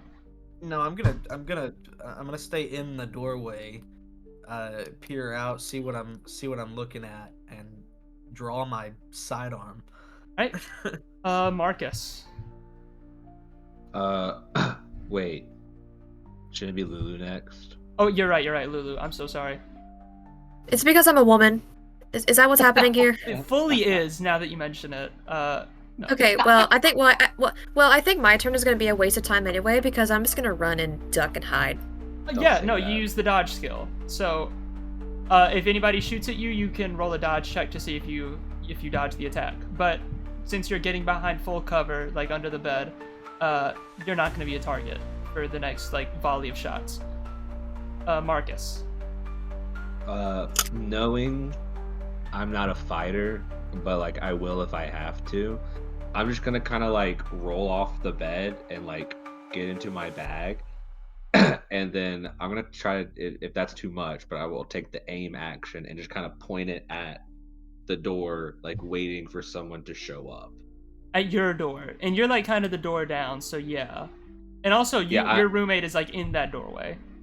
Yeah, I wait to see someone that I don't recognize, and then I'm gonna fire. Okay, that means your next shot, you're gonna have a 20% bonus. So whatever your skill is at now, you add 20 to that. And I need it desperately. Yep. So Next up is gonna be the creatures. That's what I'm gonna call them. Okay. One of them is going to kick his leg through and do a movement action to move into your room, Richard. That's Okay. going to be his turn as he moves, and he sort of stands above you, gun with one hand, like a zombie pointed at you. The other one is going to roll an alertness check, which it is very poor at, but we'll see what happens. 71 doesn't notice you, is just going to like blast another shot in, a shot that it misses. So it's just going to continue to wake everybody up. Bang! Next up, Richard, since you're there. Is it an action to like switch weapons? I'm gonna say for now, no. No, cool.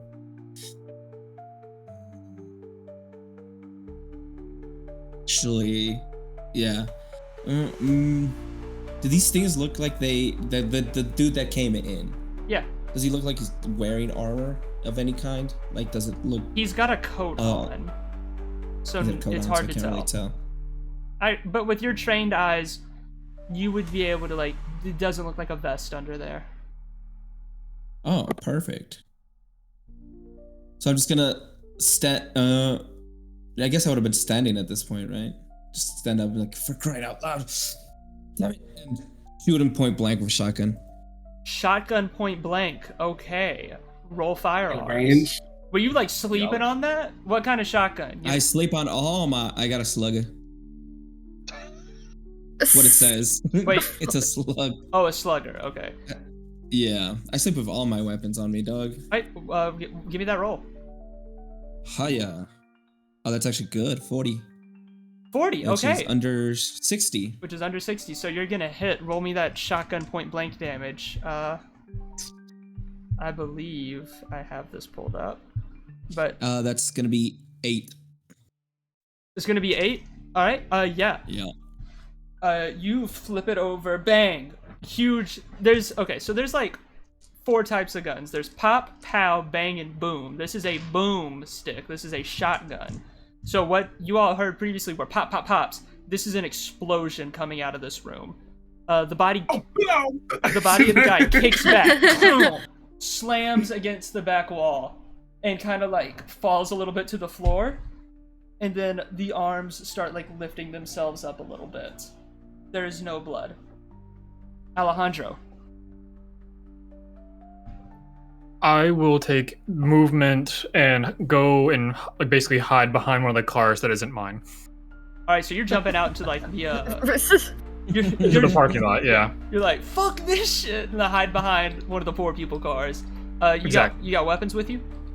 Yeah, I have my pistol. Okay, cool. All right, that loops us back around. Let's see, we'll go Big Mike. Yeah, I mean, I'm gonna take a shot All right. at one of the guys that are out front. They're still out front. Both of them, or at least One of them's still in the hallway. The one that hasn't been shot yet. Okay. Yeah. So I'm gonna take a shot at him. All right. That is 52, so that succeeds. 52 succeeds, and this is your pistol. Yes. All right, that's a D10. 9. 9 damage. Nice shot. So this is on a human being. This would kill a man instantly. Bam! Shot right through the temple. Head cracks back. You see a little bit of neck bone even come out. But then the head just kind of like leans back up and slowly turns towards you. What the fuck? Darnell. You see this happen, peeking out of your doorway, Darnell. Yeah, I go over to where the after he's shot and his head is like slammed to the side. I want to take my throwing knife and throw it like at the his wrist where the gun is, and disarm. Okay. Oh, disarm. Okay. That Yeah. should be an athletics roll. I think I'm actually not ass at that. Oh, actually, okay, yeah. Quickly. Yeah, what's up? This setup for the room, is it like so like one side is the door with the hallway and the other side is what? Just closed off room? So it's like, What is the path to outside? so you guys are in rooms that are set up like side by side. Outside of these rooms is the hallway, and you each have like doors on the north side of your room that go into that hallway. So like when Darnell peeks out, he can see the guy at the end of the hall, he can see you, he just can't see people inside their rooms. But it's a straight hallway. Okay. But how, There's how windows would in you- this hallway. There's windows into each of the rooms. Yeah, but An actual hallway. how would you get outside? It's a Motel 6. It's when the hallway is outside. Okay. That's Yeah. what I thought. That's what I was. asking. That's what You I was were saying- imagining. Yeah, you were Yeah. saying like when you say like hallway, I think of Walkway. Walkway is the better term. Yeah. Yeah. 21 out of Thank I was 30. thinking more of like walls, ceiling. But okay, cool. Yeah. Cool. No, okay, so Actually, it's called a balcony. it's closer to a balcony. Yeah. So 21 under 30.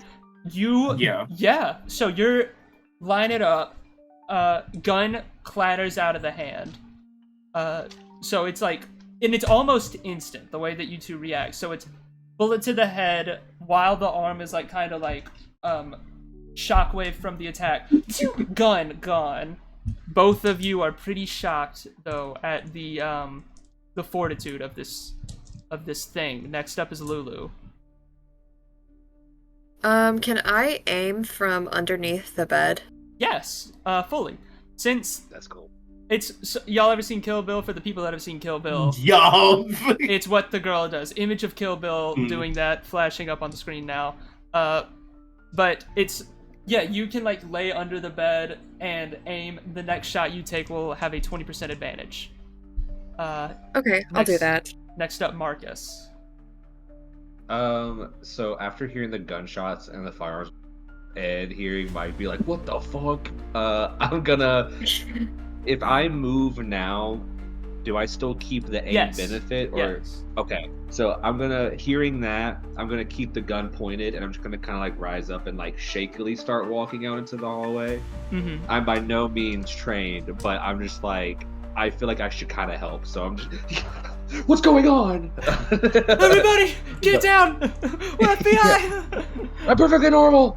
But yeah, I will walk out to try to get a visual on what's going on now, and hopefully they stay in my range next turn. All right, it's their turn.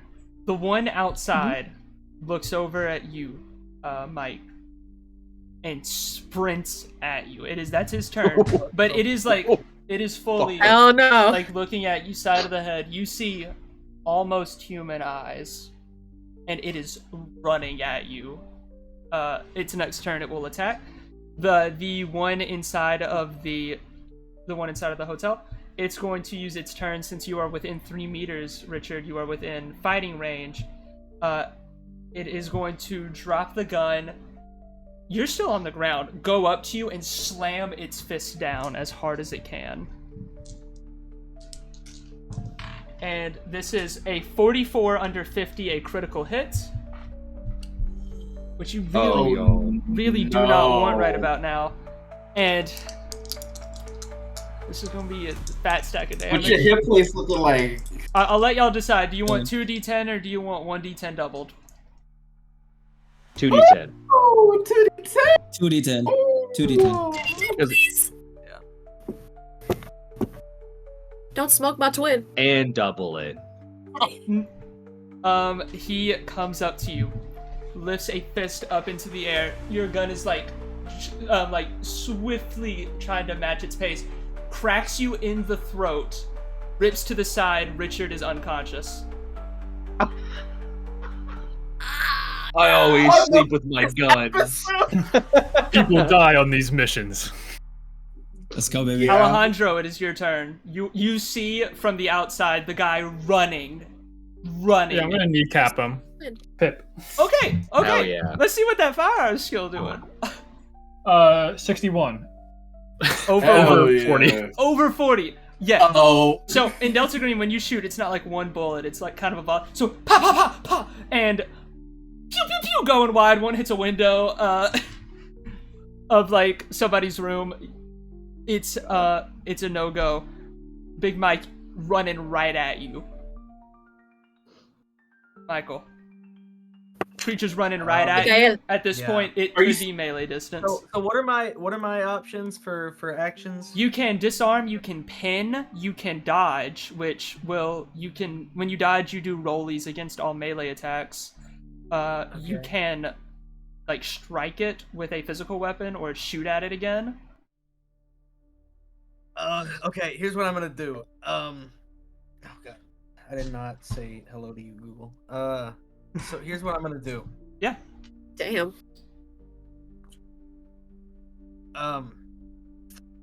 Marcus.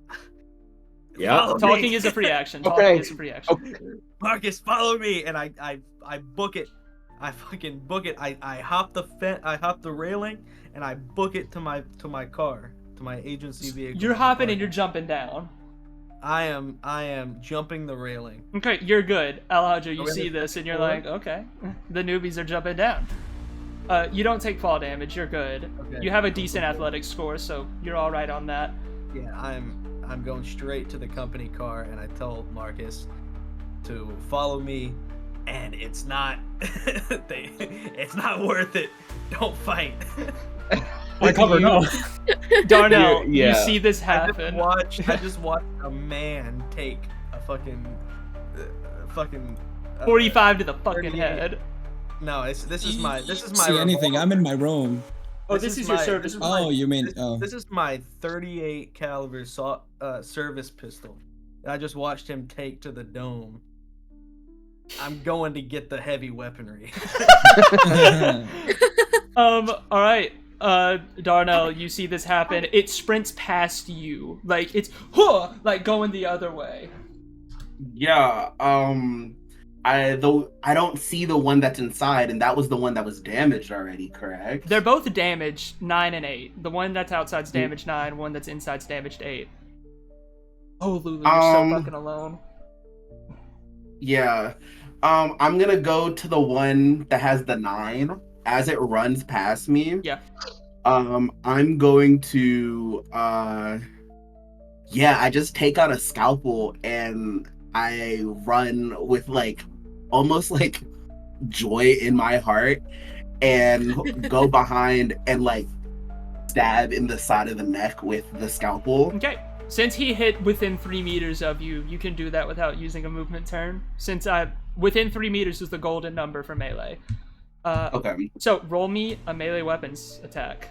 Yeah. So I'm would that so be sorry I my- crit your dumbass, Val. I'm so sorry. Would that be a D6? Because scalpel isn't on there. No, I'm- it's I'm- yeah, it'd be a knife. And since it's a Okay, knife you're that's proficient good. with, it'll be a D6. But roll the check to hit. Oh, word. Okay. Your 2d10. No, why did I just get rid of my stats? Because I'm a dummy. Give me a second. Here, I can tell you your melee weapons. You have in melee weapons, you have a 50. Okay, word. Cool. Hey, Okay, that's a 41. Okay, you hit. Roll me damage, D6.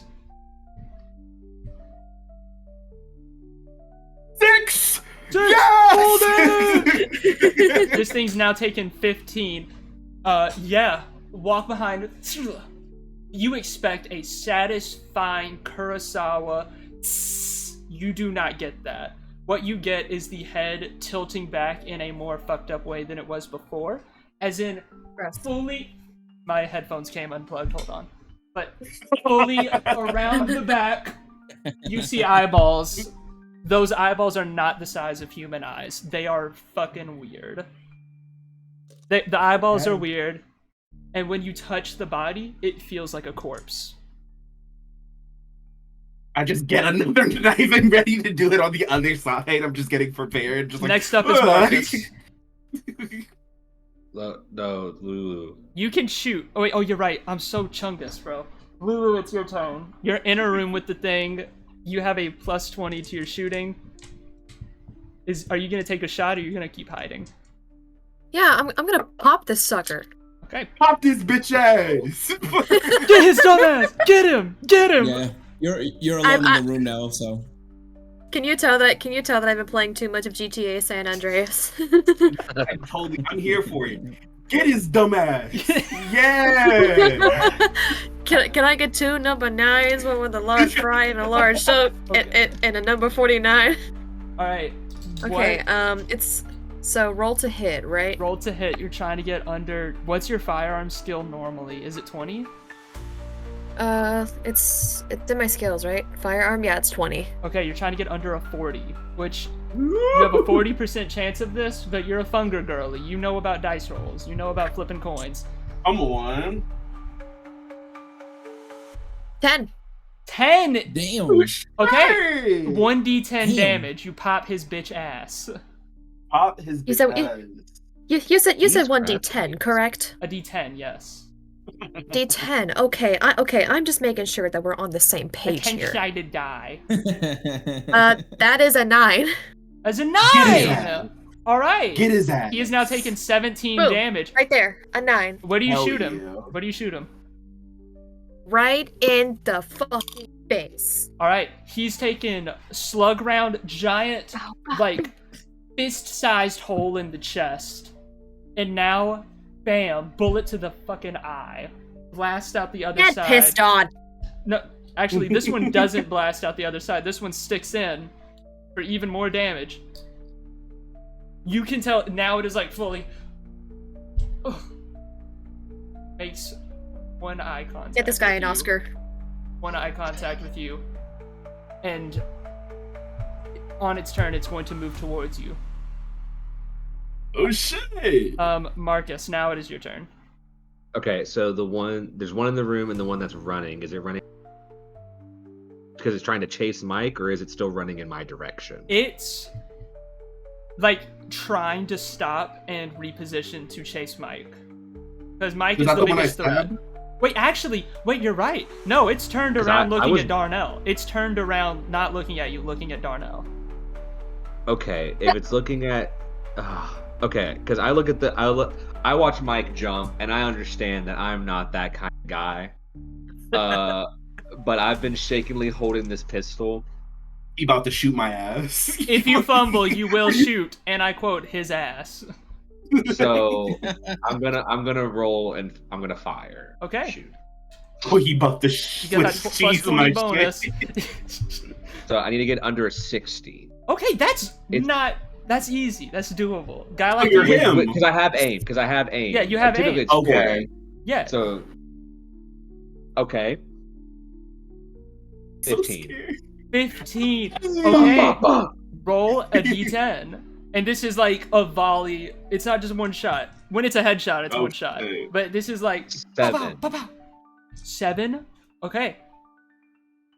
You bang, bang, bang, bang, bang.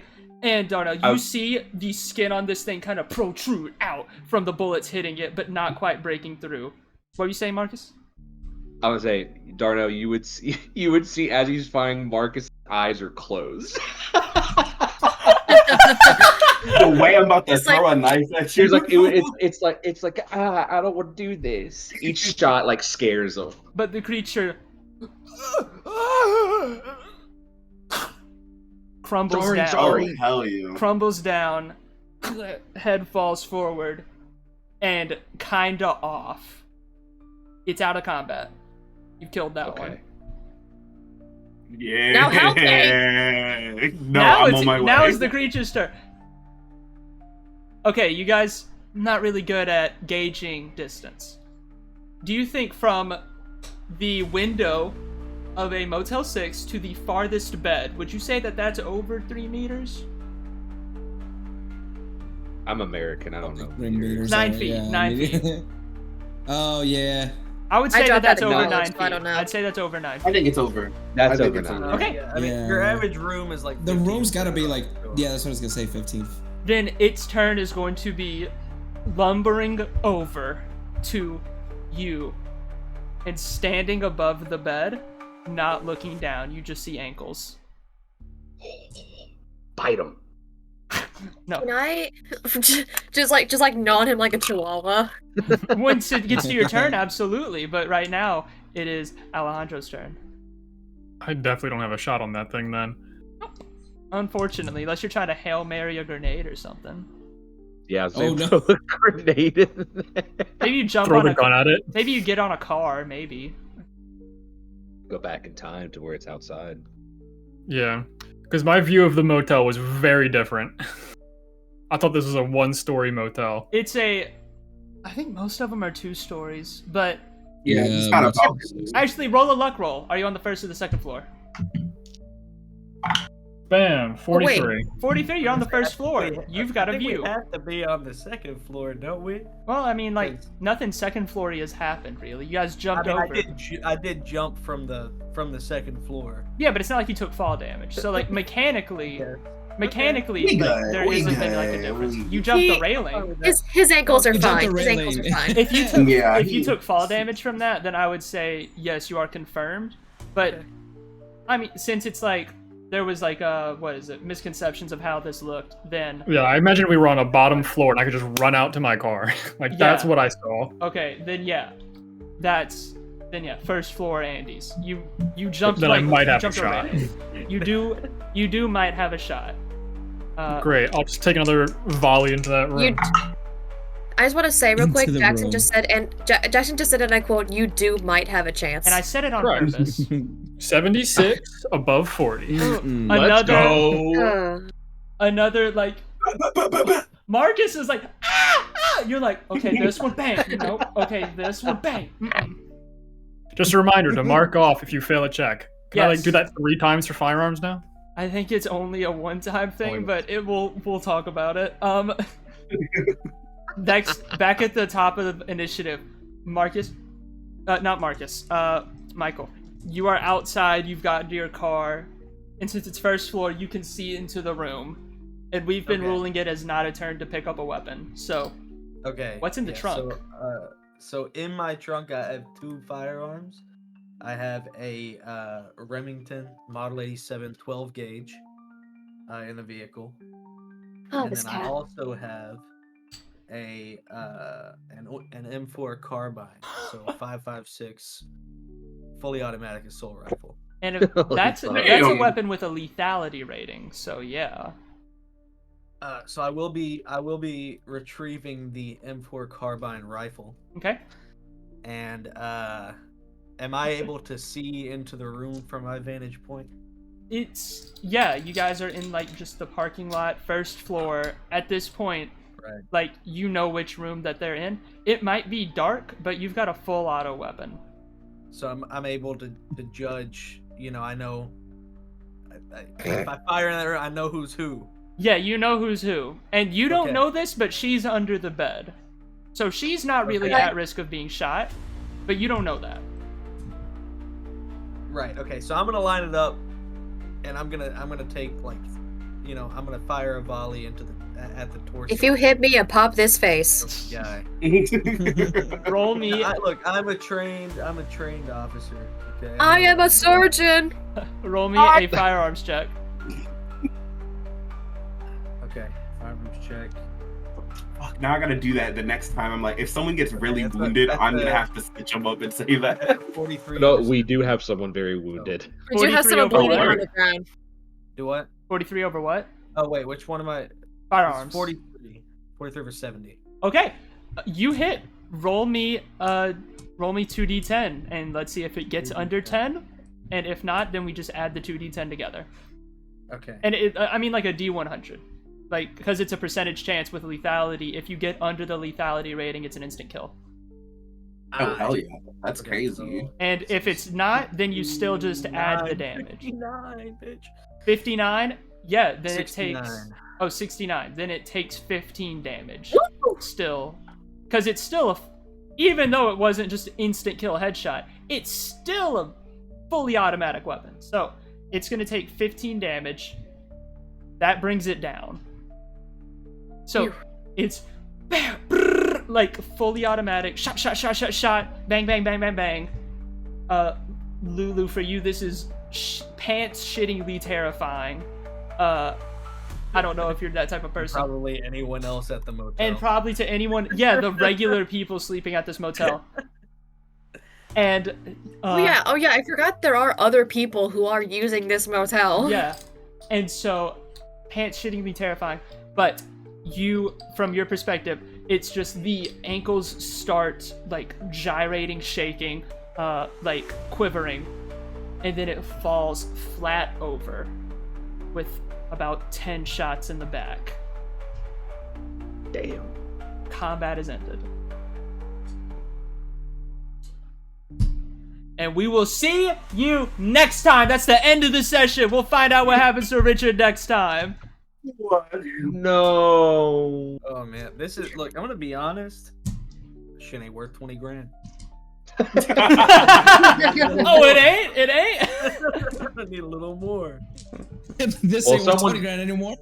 Well, Alejandro's getting 2 million, so It really depends on your tax bracket. Yeah, he's got. But a y'all child don't need to and know that. everything, Y'all yeah. don't need to know that. Oh, my yeah, God. no, Y'all need to have a We're the Millers scene where it's like...